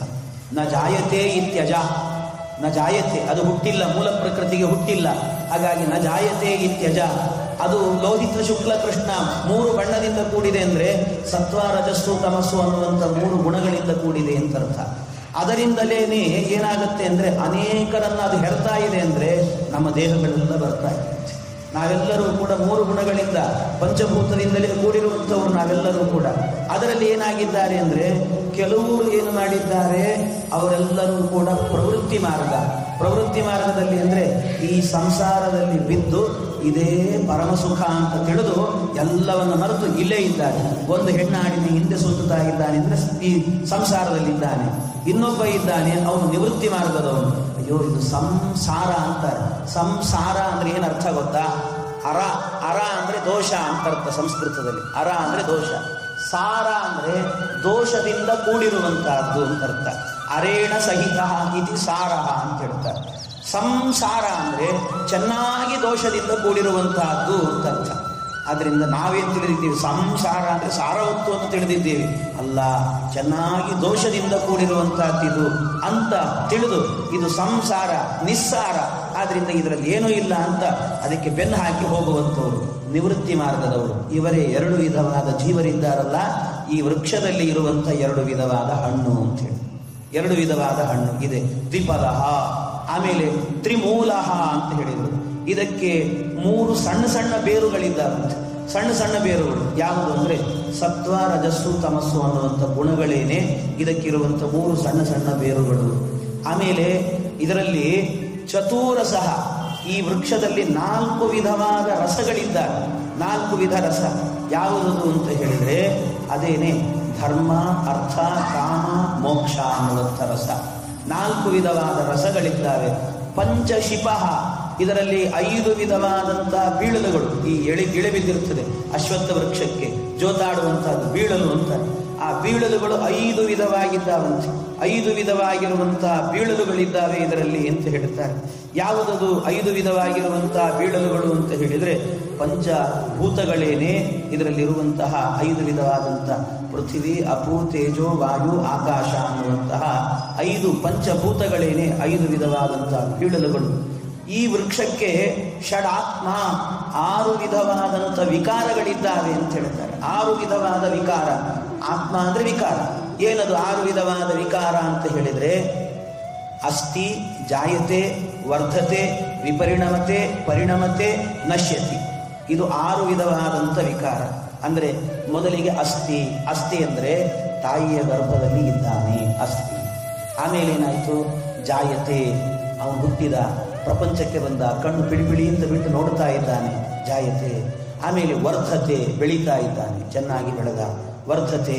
ಆಮೇಲೆ ಏನಾಯಿತು? ವಿಪರಿಣಮತೆ, ವಿಪರಿಣಾಮ, ಬೆಳೆದವನಲ್ಲಿ ಕೆಲವೆಲ್ಲ ವಿಪರಿಣಾಮ ಆಗಲಿಕ್ಕೆ ಶುರುವಾಯಿತು. ಪರಿಣಾಮ ಆಗಲಿಕ್ಕೆ ಶುರುವಾಯಿತು. ಏನದು ಅಂತ ಹೇಳಿದರೆ ಇಲ್ಲಿ ಅವನಿಗಿರಲಿಲ್ಲ, ಮೈಯೆಲ್ಲ ಗಡ್ಡೆ ಆಗಲಿಕ್ಕೆ ಶುರುವಾಯಿತು, ಗಡ್ಡ ಮೀಸೆಗಳು ಬರಲಿಕ್ಕೆ ಶುರುವಾಯಿತು, ಚೆನ್ನಾಗಿ ಗಟ್ಟುಮುಟ್ಟಾಗಲಿಕ್ಕೆ ಶುರುವಾಯಿತು. ಆಮೇಲೆ ಬಂದದ್ದೆಲ್ಲವೂ ಕೂಡ ಒಂದು ದಿವಸಕ್ಕೆ ಪರಿಣಮತೆ, ಅದೆಲ್ಲ ಪರಿಣಾಮ ಹೊಂದಲಿಕ್ಕೆ ಶುರುವಾಯಿತು. ಅಂದರೆ ಬಂದ ಗಡ್ಡ ಮೀಸೆಗಳೆಲ್ಲವೂ ಕೂಡ ಬಿಳಿ ಆಗಲಿಕ್ಕೆ ಶುರುವಾಯಿತು, ಮೈ ಸುಕ್ಕುಗಟ್ಟಲಿಕ್ಕೆ ಶುರುವಾಯಿತು, ಎಲ್ಲ ಆಗಲಿಕ್ಕೆ ಶುರುವಾಯಿತು. ಇಷ್ಟು ಆದ ನಂತರ ಕೊನೆಗೊಂದು ದಿವಸ ಏನಾಯಿತು? ನಶ್ಯತಿ, ಶಾಶ್ವತವಾಗಿ ಹೊರಟು. ಇದು 6 ವಿಧವಾದಂತಹ ವಿಕಾರಗಳು. ಪ್ರತಿಯೊಬ್ಬ ಮನುಷ್ಯನಿಗೂ ಕೂಡ, ಈ ಪ್ರಪಂಚವೆಂಬ ವೃಕ್ಷದಲ್ಲಿ ಹುಟ್ಟಿದಂಥ ಪ್ರತಿಯೊಬ್ಬ ಮನುಷ್ಯನಿಗೂ ಕೂಡ ಇದು ಬಂದೇ ಬರುತ್ತೆ. ಇದರಿಂದ ಯಾರೂ ಪಾರಾಗಲಿಕ್ಕೆ ಸಾಧ್ಯವೇ ಇಲ್ಲ. ನಮಗೆ ಬೇಡ, ಮುಪ್ಪು ಬೇಡ ಅಂತ ಕೂತ್ಕೊಂಡ್ರೆ ಆಗ್ತದ? ಬಂದೇ ಬರ್ತದೆ. ನಮಗೆ ಗೊತ್ತಿರೋಲ್ಲ ಅಷ್ಟೇ, ಮುಪ್ಪು ಆವರಿಸ್ಕೊಳ್ತದೆ ನಮ್ಮನ್ನು. ಯಾವಾಗ ಆವರಿಸ್ಕೊಳ್ತದೋ ಗೊತ್ತಿಲ್ಲ. ಅಂತೂ ಇದು ದಾಸರು ಹೇಳ್ತಾರೆ, ಇದು ಬೇಡ ಅಂದ್ರೂ ಬರುತ್ತೋ ಭಗವಂತ, ಇದರಿಂದ ನೀನೇ ರಕ್ಷಣೆ ಮಾಡಬೇಕು ಅಂತ. 6 ತೆರೆಯ ನೋಡಂಬಿಗ, ಹದ ಮೀರಿ ಬರುತ್ತಲಿದೆ ಅಂಬಿಗ, ಯಾರಿಂದಲಾಗದು ಅಂಬಿಗ, ಅದ ನಿವಾರಿಸಿದಾಟಿಸೋ ಅಂಬಿಗ. ಅವ್ರು ಹೇಳೋದು 6 ತೆರೆಗಳ ನೋಡಂಬಿಗ. 6 ತೆರೆಗಳು ಅಂತ ಹೇಳಿದರೆ 6 ಯಾವುದದು? 6 ಇದೇ 6 ಅಸ್ಥಿ, ಜಾಯತೆ, ವರ್ಧತೆ, ಪರಿಣಮತೆ, ವಿಪರಿಣಮತೆ, ನಶ್ಯತಿ ಅಂತ. ಇದು 6 ತೆರೆಗಳಂತೆ. ಈ 6 ತೆರೆಗಳು ಹದ ಮೀರಿ ಬರುತ್ತಲಿದೆ. ಮುಪ್ಪು ಬೇಡ ಅಂತ ಹೇಳಿದ್ರು ಬಂದೇ ಬರ್ತದದು, ಆವರಿಸ್ಕೊಳ್ತದಂತೆ, ತಡಿಲಿಕ್ಕಾಗೋದಿಲ್ಲ. ಅದರಿಂದ ಅಂಥದ್ದು ಇದು ಯಾರು ತಡಿಲಿಕ್ಕಾಗೋದಿಲ್ಲ. ಇದರಿಂದ ನೀನೇ ರಕ್ಷಣೆ ಮಾಡಬೇಕು ಅಂತ ದೇವರನ್ನು ಕೇಳಬೇಕು. ಅದರಿಂದ ಈ ವೃಕ್ಷದಲ್ಲಿ 6 ವಿಧವಾದಂಥ ವಿಕಾರಗಳಿದ್ದಾವೆ. ಆಮೇಲೆ ಸಪ್ತತ್ವಕು, ಇದರಲ್ಲಿ 7 ವಿಧವಾದಂಥ ತೊಗಟೆಗಳು, ಚರ್ಮಗಳಿದ್ದಾವಂತೆ. ಮೇಲುಗಡೆ ಇರುವಂಥ ಚರ್ಮಗಳು ಒಳಗೊಳಗೆ ಹೋದಂತೆ ಪದರ ಇರ್ತದಲ್ಲ, ಹಾಗೆ ಒಳಗೆ ಇರುವಂತಹದ್ದು 7 ವಿಧವಾದಂಥ ತೊಗಟೆಗಳಿದ್ದಾವೆ ಅಂತ ಹೇಳ್ತಾರೆ. ಯಾವುದದು ಸಪ್ತತ್ವಕು ಅಂತ ಹೇಳಿದರೆ ಯಾವುದದು ಅಂತ ಕೇಳಿದರೆ, ನಮ್ಮ ದೇಹದಲ್ಲಿ ಇರುವಂತಹ ಒಂದೊಂದು ತ್ವಕ್, ಚರ್ಮ, ಮಾಂಸ, ರುಧಿರ, ಮಜ್ಜ, ಮೇದೋ, ಅಸ್ಥಿ ಎನ್ನುವಂತಹ ಏನು 7 ವಿಧವಾದಂತಹ ಸಪ್ತಧಾತುಗಳು ಅಂತ ಕರೀತೇವೆ, ಇದೇ ನಮ್ಮ ದೇಹದಲ್ಲಿರುವಂತಹ ಸಪ್ತತ್ವಕು. 7 ವಿಧವಾದಂಥ ತೊಗಟೆಗಳು ಅಂತ ಹೇಳಿದ್ದಾರೆ. 7 ವಿಧವಾದ ತೊಗಟೆಗಳು. ಈ 7 ವಿಧವಾದ ತೊಗಟೆಗಳಾದ ನಂತರ ಇದರಲ್ಲಿ ಅಷ್ಟವಿಟಪ, ಈ ವೃಕ್ಷದಲ್ಲಿ 8 ಕೊಂಬೆಗಳಿದ್ದಾವೆ. 8 ಕೊಂಬೆಗಳು ಅಂತ ಹೇಳ್ತಾರೆ. ಯಾವುದದು ಅಂತ ಹೇಳಿದರೆ ಇದರಲ್ಲಿ ಭಗವಂತನ ಅಷ್ಟವಿಧ ಸೃಷ್ಟಿ ಅಂತ ಹೇಳ್ತಾರಲ್ಲ, ಸೃಷ್ಟ್ಯಾದಿ ಅಷ್ಟಕರ್ತೃತ್ವ ಅಂತ ಪರಮಾತ್ಮನಿಗೆ ಹೇಳ್ತಾರೆ. ಆ ಅಷ್ಟವಿಧವಾದ ಸೃಷ್ಟಿಯೇನೆ 8 ವಿಧವಾದಂಥ ಕೊಂಬೆರೆಂಬೆಗಳು ಅಂತ ಹೇಳಿದ್ದಾರೆ. ಯಾವುದದು? ದೇವ, ದಾನವ, ಗಂಧರ್ವ, ರಾಕ್ಷಸ, ಪಿಶಾಚ, ತಿರ್ಯಕ್, ಮನುಷ್ಯ ಮತ್ತು ಸ್ಥಾವರ ಅಂತ ಹೀಗೆ 8 ವಿಧವಾಗಿರುವಂತಹ ಸೃಷ್ಟಿ ಅವನದ್ದು. ಅದೇನೆ ಈ ವೃಕ್ಷದಲ್ಲಿರುವಂಥ 8 ಕೊಂಬೆಗಳು, ರೆಂಬೆಗಳು ಅಂತ ಕರೆದಿದ್ದಾರೆ. ಆಮೇಲೆ ನವಾಕ್ಷ, ಈ ವೃಕ್ಷದಲ್ಲಿ ಅಲ್ಲಲ್ಲಿ ಸಂದುಗಳು, ರಂಧ್ರಗಳು, ಪೊಟರೆಗಳು ಅಂತ ಹೇಳ್ತಾರೆ. ಆ ಪೊಟರೆಗಳಾಗುವಾಗ 9 ಪೊಟರೆಗಳಿದ್ದಾವಂತೆ. ಯಾವುದದು ಅಂದರೆ ನಮ್ಮ ದೇಹದ ಒಳಗೆ ಇರುವಂಥ ನವದ್ವಾರಗಳು ಅಂತ. ನವದ್ವಾರಗಳು. ಆ ನವದ್ವಾರದ ಒಳಗೆ ಭಗವಂತ ಇದ್ದಾನೆ ಅಂತ ತಿಳಿದು ಬದುಕಬೇಕಂತೆ. ಮಧ್ವಾಚಾರ್ಯರು ಅದಕ್ಕೇನೆ ಉಡುಪಿ ಕೃಷ್ಣನನ್ನ ಪ್ರತಿಷ್ಠೆ ಮಾಡಿ ಅದಕ್ಕೆ ನವಗ್ರಹದ ಅಲ್ಲ ನವದ್ವಾರದ ಕಿಂಡಿಯನ್ನು ಹಾಕಿದರು. ಯಾಕೆ ಅಂದರೆ ನವದ್ವಾರದ ಕಿಂಡಿಯನ್ನು ಹಾಕುವುದರ ಉದ್ದೇಶ ಏನು ಅಂದರೆ, ಒಳಗೆ ಕೃಷ್ಣನನ್ನ ಪ್ರತಿಷ್ಠೆ ಮಾಡಿದ್ರು, 9 ಕಿಂಡಿಗಳನ್ನು ಜೋಡಿಸಿದ್ದಾರೆ. ಯಾಕೆ? ಮನುಷ್ಯನ ಪ್ರತಿಯೊಬ್ಬನ ದೇಹ ಅಂದ್ರೆ ಅದು ಕೃಷ್ಣನ ಮಂದಿರ, ಅದಕ್ಕೆ 9 ದ್ವಾರಗಳಿದೆ, ಒಳಗೆ ಭಗವಂತನನ್ನ ನೋಡ್ರಿ ಅಂತ ಮಧ್ವಾಚಾರ್ಯ ಸ್ಥಾಪನೆ ಮಾಡಿದ್ದಾರೆ. ಅದರಿಂದ ಅಂತಹ ನವದ್ವಾರಗಳು ಈ ವೃಕ್ಷದಲ್ಲಿ ಇದ್ದಾವೆ. ದಶಚ್ಛದಿ, ಇದರಲ್ಲಿ 10 ಎಲೆಗಳಿದ್ದಾವಂತೆ ಈ ವೃಕ್ಷದಲ್ಲಿ. ದಶಚ್ಛದಿ 10 ಎಲೆಗಳು. ಯಾವುದದು ಅಂದರೆ ಪಂಚೇಂದ್ರಿಯಗಳು, ಪಂಚಕರ್ಮೇಂದ್ರಿಯಗಳು ಅಂತ. ಜ್ಞಾನೇಂದ್ರಿಯ, ಕರ್ಮೇಂದ್ರಿಯ ಎನ್ನುವಂತಹದ್ದು 10 ಎಲೆಗಳಿದ್ದಾವೆ. ಈ ರೀತಿಯಲ್ಲಿ ಇಂತಹ ವಿಶಿಷ್ಟವಾದಂತಹ ಪ್ರಪಂಚವನ್ನು ಸೃಷ್ಟಿ ಮಾಡಿದ್ದಾನೆ. ಅದರಲ್ಲಿ ದ್ವಿಖಗಃ, ಈ ವೃಕ್ಷದಲ್ಲಿ ಯಾವಾಗಲೂ ಕೂಡ 2 ಪಕ್ಷಿಗಳಿರ್ತಾವಂತೆ, 2 ಪಕ್ಷಿಗಳು. ಅದರಲ್ಲಿ ಏನು ಮಾಡುತ್ತೆ ಅಂದರೆ, ಒಂದು ಪಕ್ಷಿ ಏನು ಅಂತ ಹೇಳಿದ್ರೆ ಯಾವಾಗಲೂ ಕೂಡ ರಸವನ್ನ ಸವಿದು ಸವಿತಾ ಇರ್ತದಂತೆ. ಆದರೆ ಇನ್ನೊಂದು ಪಕ್ಷಿ ಏನಿಲ್ಲ, ಉಪವಾಸ ಕೂತಿರ್ತದೆ, ಹಾಯಾಗಿರ್ತದೆ, ಅದು ಗಟ್ಟಿ ಇರ್ತದೆ. ಇದು ಎಷ್ಟು ತಿಂದರೂ ಕೂಡ ಮೆತ್ತಗಾಗಿರ್ತದೆ. ಅದು ಯಾವುದದು ಅಂದರೆ, ಒಂದು ಜೀವಾತ್ಮ ಎನ್ನುವ ಪಕ್ಷಿ, ಇನ್ನೊಂದು ಪರಮಾತ್ಮ ಎನ್ನುವ ಪಕ್ಷಿ. ಅದು ಪರಮಾತ್ಮ ಅನ್ನುವ ಪಕ್ಷಿ ಏನೋ ತಿನ್ನೋದಿಲ್ಲ, ಗಟ್ಟಿಯಾಗಿರುತ್ತದೆ. ಆದರೆ ಜೀವಾತ್ಮ ಇಲ್ಲಿ ಇರೋದನ್ನು ಎಲ್ಲ ತಿಂತಾನೆ, ರೋಗ ರುಜಿನಗಳನ್ನು ತಂದುಕೊಳ್ತಾನೆ. ಹೀಗೆ ಈ ಪ್ರಪಂಚ ಎನ್ನುವಂತಹದ್ದು, ಇದನ್ನೇ ಪಂಚ ಪ್ರಪಂಚ ಅಂತ ಕರೀತಾರೆ.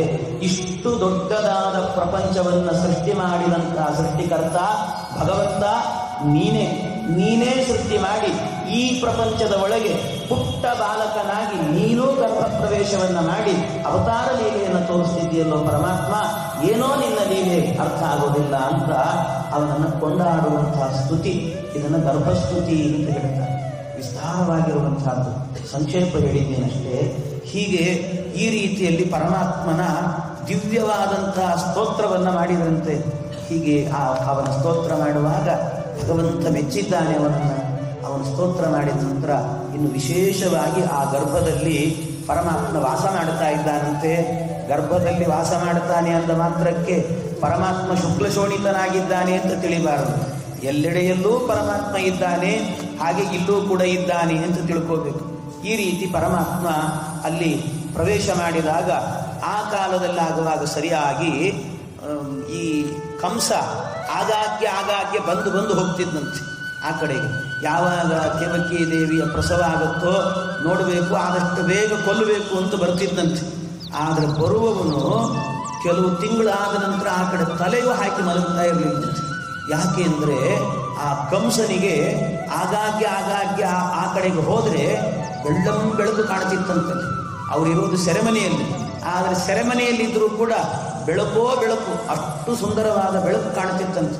ಆದರೆ ಆ ಬೆಳಕು ನೋಡಿದಂತೆ ಎಲ್ಲ ಇವನಿಗೆ ಹೆದರಿಕೆ ಆಗೋದಂತೆ ಕಂಸನಿಗೆ. ನನ್ನ ಮೃತ್ಯು ಇದೆ ಅಂತ ಅನ್ನಿಸ್ತಿತ್ತಂತವನಿಗೆ. ಅದಕ್ಕೆ ಅವನು ಹೋಗಿ ನೋಡೋದನ್ನೇ ಬಿಟ್ಬಿಟ್ನಂತೆ. ಕೆಲವು ದಿವಸ ಆ ಕಡೆ ಹೋದ್ರೆ ಎಲ್ಲ ನನಗೆ ಹೆದರಿಕೆ ಆಗುತ್ತೆ ಅಂತ ಹೋಗೋದೇ ಬಿಟ್ಬಿಟ್ನಂತೆ. ಆ ಕಡೆ ಹೋಗೋದೇ ಬಿಟ್ಟು ಅಲ್ಲೇ ಇರ್ತಿದ್ದ. ಆಮೇಲೆ ಕೆಲವು ದಿವಸ ಏನಾಯ್ತು, ಪ್ರಸವ ಆಯ್ತಾ ಅಂತ ಕೇಳಿದ್ರೆ ಹೆದರಿಕೆ ಆಗ್ತಿತ್ತಂತ ಅವನಿಗೆ. ಕೇಳಿದ್ರೆ ಹೆದರಿಕೆ ಅಂತೂ ಕೊನೆಗೆ ಹೇಳ್ರಿ ಅಂತಲೇ ಹೇಳಿಬಿಟ್ಟಿದ್ದಂತೆ. ಅದರ ಬಗ್ಗೆ ಯೋಚನೆ ಮಾಡೋದಿಲ್ಲ ನಾನು, ಅಲ್ಲಿ ಪ್ರಸವ ಆಗೋ ತನಕ ನನಗೆ ಹೇಳಲಿಕ್ಕೆ ಹೋಗ್ಬಿಟ್ರೆ ಆ ವಿಚಾರವನ್ನ, ನನಗೆ ಹೆದರಿಕೆ ಆಗ್ತದೆ ಅಂತ ಕಂಸ ಹೇಳಿಸೋದನ್ನು ನಿಲ್ಲಿಸಿಬಿಟ್ಟಿದ್ದ. ಈ ರೀತಿ ಆ ಗರ್ಭ ಪ್ರವೇಶ ಮಾಡಿದಾಗಲೇನೆ ಪರಮಾತ್ಮ ಈ ರೀತಿ ಅದ್ಭುತವಾದಂಥ ಲೀಲೆ ತೋರಿಸಿದ್ದಾನೆ ಪರಮಾತ್ಮ. ಈಗಲೇನೆ ಅವನು ಗರ್ಭ ಪ್ರವೇಶ ಮಾಡಿದಾಗ ಭಗವಂತ ದೇವತೆಗಳೆಲ್ಲ, ಕೆಲವು ದೇವತೆಗಳು, ಕೆಲವು ಅಪ್ಸರ ಸ್ತ್ರೀಯರು, ಗಂಧರ್ವರು ಅವರೆಲ್ಲರೂ ಸಂತೋಷವನ್ನು ಪಟ್ಟರಂತೆ. ವಾದಿರಾಜ ಸ್ವಾಮಿಗಳು ಇದನ್ನೆಲ್ಲ ಚಮತ್ಕಾರದಿಂದ ಹೇಳ್ತಾರೆ.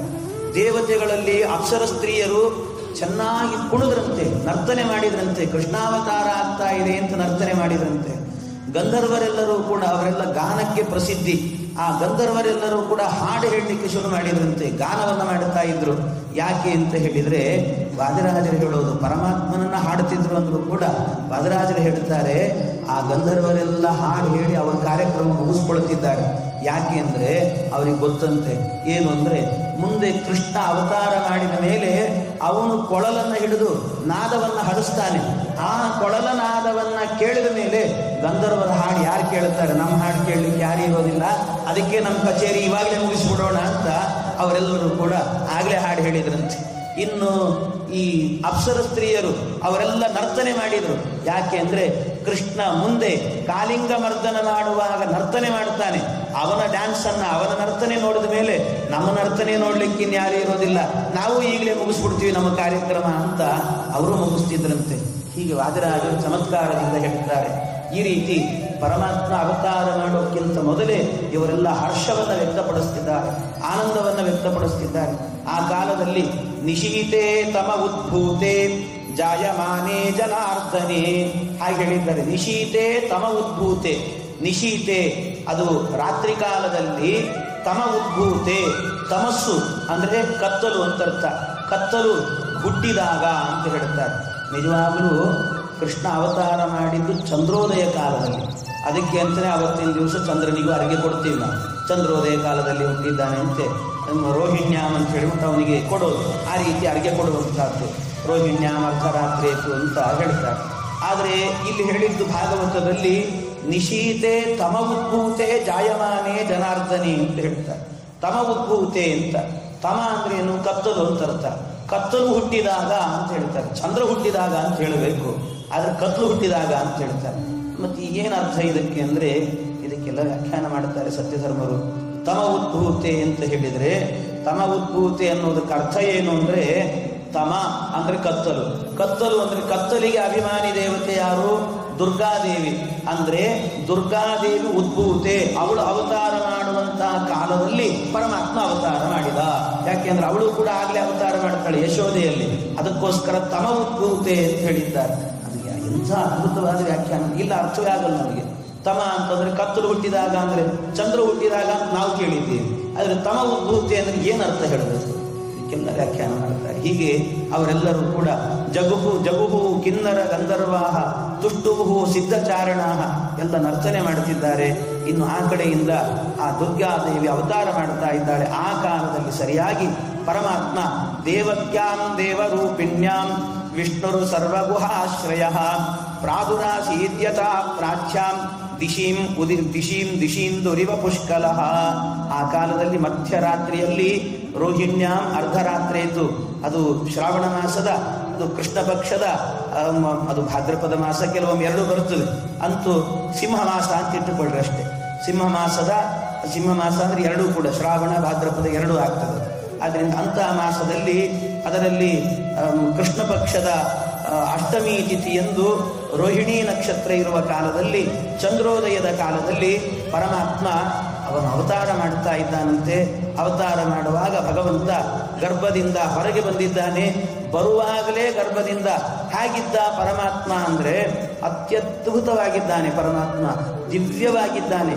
ಹೇಗೆ ಪ್ರಕಟಗೊಂಡಿದ್ದಾನೆ ಅಂತ, ತಮದ್ಭುತಂ ಬಾಲಕ ನಂಬುಜೇಕ್ಷಣಂ ಚತುರ್ಭುಜಂ ಶಂಖ ಗದಾದ್ಯುಧಾಯುಧಂ ಶ್ರೀವತ್ಸಲಕ್ಷ್ಮಂ ಗಲಶೋಭಿ ಕೌಸ್ತುಭಂ ಪೀತಾಂಬರಂ ಸಾಂದ್ರಪಯೋಧ ಸೌಭಗಂ ಮಹಾರ್ಹ ವೈಡೂರ್ಯ ಕಿರೀಟ ಕುಂಡಲ ವಿಶಾಪರಿಶ್ವಕ್ತ ಸಹಸ್ರ ಕುಂತಲಂ ಉದ್ದಾಮ ಕಾಂಚಂ ಗದ ಕಂಕಣಾದುದಿಹಿ ವಿರೋಚಮಾನಂ ವಸುದೇವ ಐಕ್ಷತ.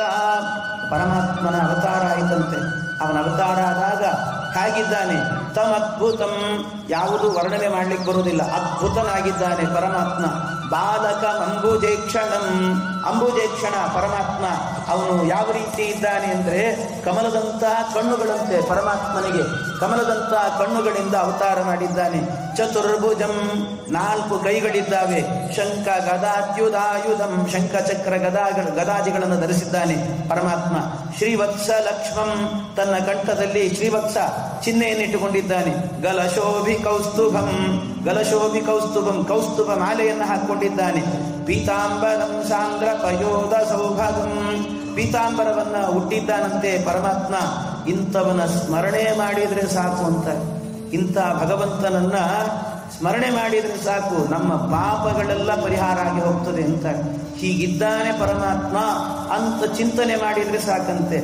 ಕಮಲ ಕಂಗಳು ಬಾಲರೂಪವು ಅದ್ಭುತದ ದಿವ್ಯ ರೂಪ, ನಾಲ್ಕು ಕೈಗಳಲ್ಲಿ ಚಕ್ರ ಶಂಖಗಳ ಧರಿಸಿ ನಿಂತ ರೂಪ, ಹೃದಯದಲ್ಲಿ ಶ್ರೀವತ್ಸ ಚಿಹ್ನಿತ ಕೌಸ್ತುಭವು ಕಂಠದಪ್ಪ, ಪೀತಾಂಬರುಟ್ಟ ಕೃಷ್ಣನ್ನ ಸ್ಮರಿಸಲು ಪರಿಹಾರವಯ್ಯ ಪಾಪ.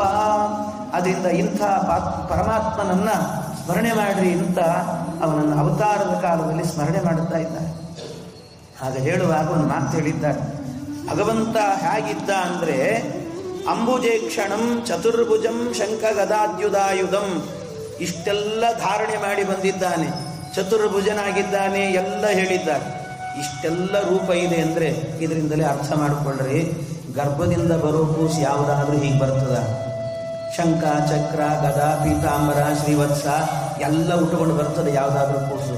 ಯಾವ ಕೂಸಿಗಿದೆ ಹೇಳ್ರಿ? 4 ಕೈಗಳು, ಎಲ್ಲ ಶಂಖಚಕ್ರಗಳು, ಗರ್ಭದಿಂದ ಯಾರು ಬರಲ್ಲ. ಆದ್ರಿಂದ ಇವನನ್ನ ದೇವಕಿ ಗರ್ಭದಿಂದ ಬಂದವನು ಅಂತ ತಿಳಿಬೇಡಿ, ಸಾಕ್ಷಾತ್ತು ಭಗವಂತ ಕೃಷ್ಣ ಪರಮಾತ್ಮ, ಇವನನ್ನ ಅರ್ಥ ಮಾಡಿಕೊಳ್ಳಿ, ದೇವರು ಅಂತ ಅರ್ಥ ಮಾಡಿಕೊಳ್ಳ್ರಿ ಅಂತ.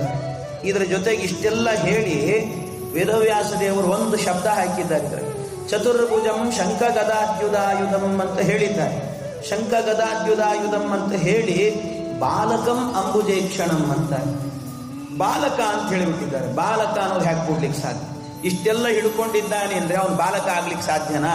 ಅದಕ್ಕೇನ್ ಮಾಡಬೇಕು? ಬಾಲಕ ಬಾಲ ರೂಪದಲ್ಲಿ ಇದ್ದ, ಅವನು ಶಂಖ ಚಕ್ರ ಕಿರೀಟ ಎಲ್ಲ ಹಿಡ್ಕೊಂಡ್ಬಂದಿದ್ದು ಬಾಲ ರೂಪದಲ್ಲ ಇದ್ದಿದ್ದು, ಬಾಲ ರೂಪದಲ್ಲ ವಿಶಿಷ್ಟವಾದ ರೂಪದಲ್ಲಿ ಇದ್ದಿದ್ದು. ಮತ್ತೆ ಬಾಲಕಂ ಅನ್ನೋದಕ್ಕೇನ್ ಮಾಡಬೇಕು? ಇದಕ್ಕೆ ಬಾಲಕಂ ಅನ್ನೋದಕ್ಕೆ ಬೇರೆಯೇ ವ್ಯಾಖ್ಯಾನ, ಅದಕ್ಕೆ ಸತ್ಯಧರ್ಮ ತೀರ್ಥರ ವ್ಯಾಖ್ಯಾನ, ಎಲ್ಲ ಸೊಗಸಾದ ವ್ಯಾಖ್ಯಾನ. ಸತ್ಯಧರ್ಮರು ಹೇಳುತ್ತಾರೆ, ಬಾಲಕಂ ಅಂದ್ರೆ ಅರ್ಥ ಏನು ಅಂದ್ರೆ ಬಾಲಃ ಕಹ ಯಸ್ಯ ಸಹ ಬಾಲಕಃ ತಮ್ ಅಂತ ಇಟ್ಟಿರ್ತಾರೆ. ಅಂದ್ರೆ ಕ ಅನ್ನೋ ಶಬ್ದಕ್ಕೆ ಕ ಅಂದ್ರೆ ಬ್ರಹ್ಮದೇವರು ಅಂತ ಅರ್ಥ. ಕ ಇತಿ ಬ್ರಹ್ಮ ಅಂತ ಹೇಳ್ತಾರೆ. ಕ ಅನ್ನೋ ಶಬ್ದಕ್ಕೆ ಬ್ರಹ್ಮದೇವರು, ಚತುರ್ಮುಖ ಬ್ರಹ್ಮದೇವರು ಅಂತ ಅರ್ಥ. ಆ ಬ್ರಹ್ಮದೇವರನ್ನು ಕೂಡ ಬಾಲಃ ಬಾಲಃ ಕಹ, ಆ ಬ್ರಹ್ಮದೇವರನ್ನು ಕೂಡ ಮಗನನ್ನಾಗಿ ಪಡೆದವನು ಯಾರೋ ಅವನು ಅಂತ ಅರ್ಥ. ಬಾಲಕ ಅನ್ನೋದಕ್ಕೆ ಅಂದ್ರೆ ಪರಮಾತ್ಮ ಅಂತ ಹೀಗೆ ಅರ್ಥ ಮಾಡಬೇಕು. ಇಲ್ದಿದ್ರೆ ಬಾಲರೂಪ ಅಂತ ಇಟ್ಟುಕೊಂಡು ಚತುರ್ಭುಜಂ ಶಂಖಗದ ಇದೆಲ್ಲ ವಿರೋಧ ಬರ್ತದೆ ಸ್ವಲ್ಪ. ಅದು ಬಾಲರೂಪದಲ್ಲಿ ಇರಲಿಲ್ಲ ಅಂತ ಅನಿಸ್ತದೆ. ಅದಕ್ಕೋಸ್ಕರ ಬಾಲಕ ಅನ್ನೋದಕ್ಕೆ ಹೀಗೆ ವ್ಯಾಖ್ಯಾನ ಮಾಡಬೇಕು ಅಂತ ಬಹಳ ವಿಚಾರ ಮಾಡಿದ್ದಾರೆ ಸತ್ಯಧರ್ಮರು ಎಲ್ಲ ಕಡೆಗೂ. ಹೀಗೆ ಆ ಪರಮಾತ್ಮನ ರೂಪ ದಿವ್ಯವಾದಂಥ ರೂಪವಂತೆ, ಆ ರೂಪದಿಂದ ಪ್ರಕಟಗೊಂಡ ಭಗವಂತ. ಅಲ್ಲಿಂದ ಪರಮಾತ್ಮ ಹೇಳ್ತಾನಂತೆ, ಅವರೆಲ್ಲರಿಗೂ ಹೇಳಿದ. ಅವರು ಆ ಕಡೆಯಿಂದ ಈ ವಸುದೇವ ಮತ್ತು ದೇವಕಿ ಇಬ್ಬರು ಕೂಡ ವಿಸ್ಮಿತರಾಗಿ ನೋಡ್ತಾ ಇದ್ದಾರೆ ಪರಮಾತ್ಮನ. ಅವನನ್ನು ನೋಡುವಾಗ ಅವನು ನನ್ನ ಮಗನ ಏನು ಅಂತ ಗೊತ್ತಾಗ್ತಾ ಇಲ್ಲ ಅವರಿಗೆ. ಆ ರೀತಿ ಯೋಚನೆ ಮಾಡ್ತಿದ್ದಾರೆ. ಅಷ್ಟು ಯೋಚನೆ ಮಾಡುವಾಗಲೇ ಪರಮಾತ್ಮ ಅವರಿಗೆ ಆಜ್ಞೆ ಮಾಡ್ತಾನಂತೆ. ಅನೇಕ ಸ್ತೋತ್ರ ಮಾಡ್ತಾರೆ ಅವರು. ಸ್ತೋತ್ರ ಮಾಡಿದ ಮೇಲೆ ಭಗವಂತ ಆಜ್ಞೆ ಮಾಡಿದ, ನನ್ನನ್ನು ಇಲ್ಲಿಂದ ನಂದಗೋಕುಲಕ್ಕೆ ಕರೆದುಕೊಂಡು ಹೋಗಿ ಅಲ್ಲಿ ಯಶೋದೆಯ ಮಡಿಲಲ್ಲಿ ನನ್ನನ್ನು ಹಾಕಿ, ಯಶೋದೆಯ ಮಡಿಲಲ್ಲಿ ಮತ್ತೊಂದು ಕೂಸು, ಹೆಣ್ಣು ಕೂಸು ಇರ್ತದೆ, ಅವಳು ನಾನು ಹೆಂಡತೀನಿ, ಅವಳನ್ನು ಇಲ್ಲಿಗೆ ಎತ್ತುಕೊಂಡು ಬಂದು ಇಲ್ಲಿ ಕರ್ಕೊಂಡು ಬಂದು ನಿಮ್ಮ ತಾಯಿತನದ ಏನು ಪ್ರೀತಿ ಇದೆ ಅದನ್ನು ಅವಳು ಪೂರೈಸ್ತಾಳೆ.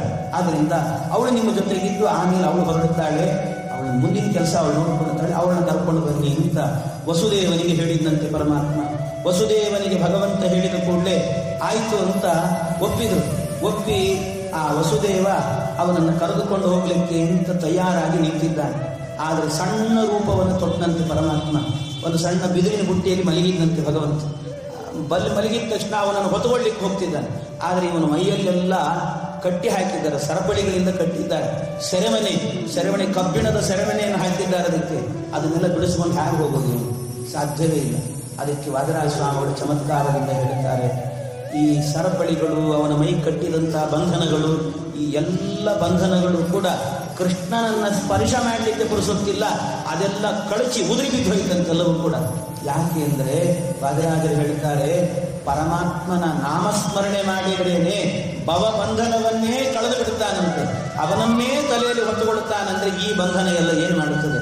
ಎಲ್ಲವೂ ಕೂಡ ಮುರಿದು ಬಿದ್ದು ಹೋಗ್ತದೆ ಅಂತ ಎಲ್ಲವನ್ನೂ ಕೂಡ ಮುರಿದು ಬೀಳಿಸಿದಂತೆ ಪರಮಾತ್ಮ. ಬೀಳಿಸಿದ ನಂತರ ಆಗ ಭಗವಂತನನ್ನ ತಲೆಯ ಮೇಲೆ ಹೊತ್ತುಕೊಂಡು ಅವನು ಹೋಗ್ತಾ ಇದ್ದಾನೆ.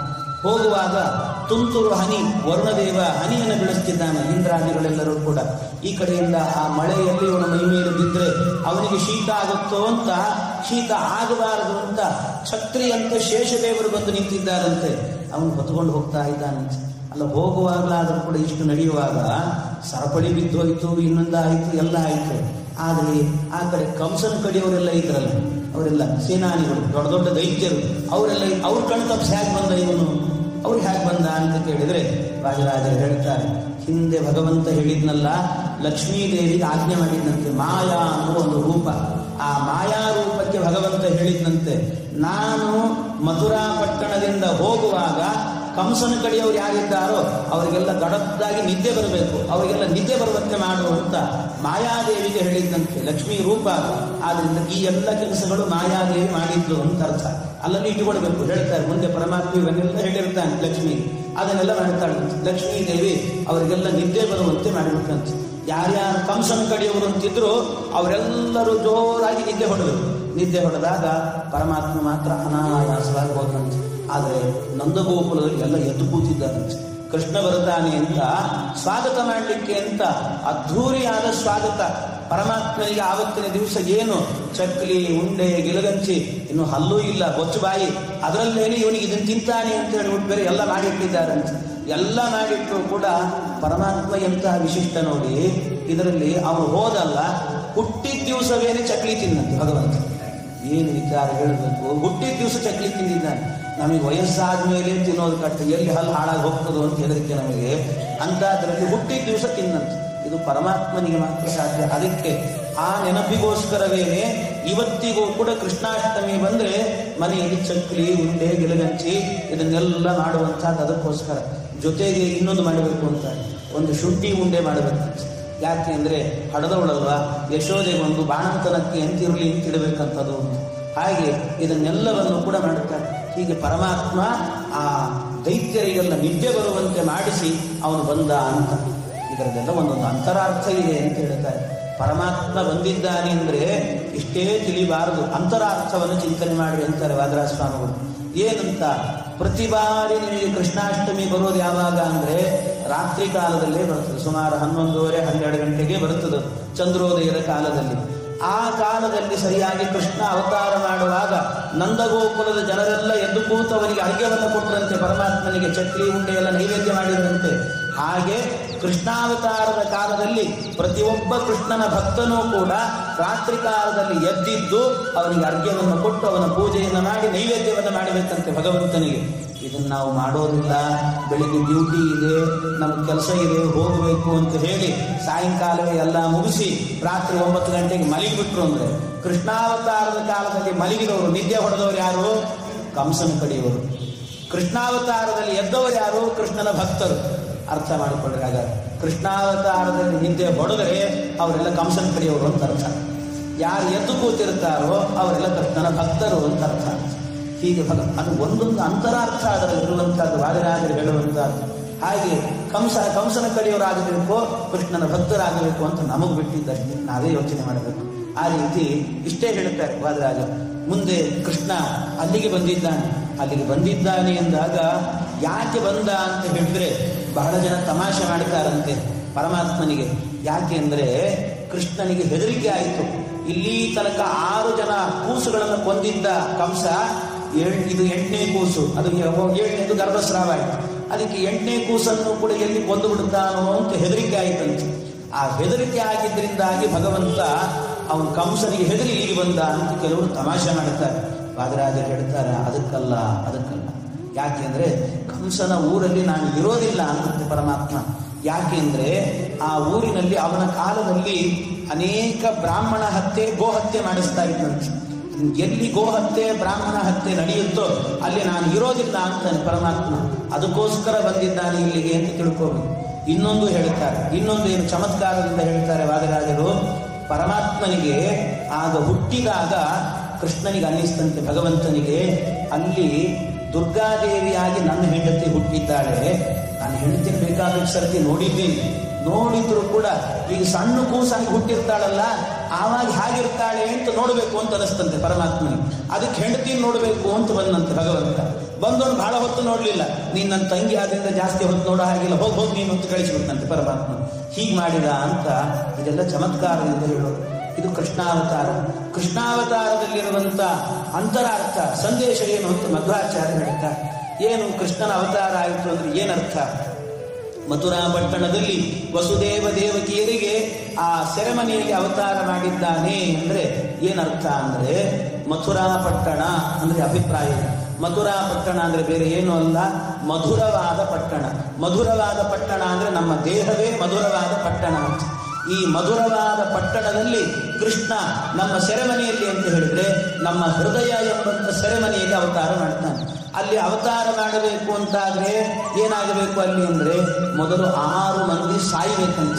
6 ಜನ ಶಿಶುಗಳು ಸತ್ತರು, 6 ಜನ ಸಾಯ್ಬೇಕು. ಅಂದ್ರೆ ಕಾಮ, ಕ್ರೋಧ, ಮದ, ಮಾತ್ಸರ್ಯ ಮೊದಲಾದ ಅರಿಷಡ್ವರ್ಗಗಳು ಇವುಗಳು ಸಾಯ್ಬೇಕು. ಇದು ಸತ್ತಾಗ ಇಬ್ಬರು ಇರಬೇಕಂತೆ, ದಂಪತಿಗಳು, ವಸುದೇವ ದೇವಕಿಯರು ಇರಬೇಕಂತೆ. ವಸುದೇವ ದೇವಕಿಯರು ಅಂತ ಹೇಳಿದ್ರೆ, ವಸುದೇವ ಅಂತ ಹೇಳಿದ್ರೆ ಅವನು ತತ್ವಜ್ಞಾನದ ಸಂಕೇತ, ದೇವಕಿ ಅಂದ್ರೆ ಭಕ್ತಿಯ ಸಂಕೇತ. ಭಕ್ತಿ ಜ್ಞಾನಗಳು ಮೇಳವಿಸಿದಾಗ ವೈರಾಗ್ಯದ ಸಂಕೇತ ಅವನು. ವಸುದೇವ ವೈರಾಗ್ಯ, ವೈರಾಗ್ಯ ಮತ್ತು ಜ್ಞಾನ ಇವೆರಡೂ ಕೂಡ ಮೇಳವಿಸಬೇಕಂತೆ. ಅವು ಮೇಳವಿಸಿದಾಗ ಆಗ 7ನೇ ಗರ್ಭವಾಗಿ ತತ್ವಜ್ಞಾನಿಗಳ ಅಭಿಮಾನಿಗಳಾದ ಶೇಷದೇವರು ಬರ್ತಾರಂತೆ. ಅಂದ್ರೆ 3 ಸೇರಿತು ಅಂತ ಅರ್ಥ. ಜ್ಞಾನ, ಭಕ್ತಿ, ವೈರಾಗ್ಯ ಈ 3 ಸೇರಿದಾಗ ಆಗ ಆ ಗರ್ಭದಲ್ಲಿ ಅಷ್ಟಮ ಗರ್ಭನಾಗಿ ನಾನು ಬರ್ತೇನೆ ಅಂತ ಪರಮಾತ್ಮ ಬರ್ತಾನಂತೆ.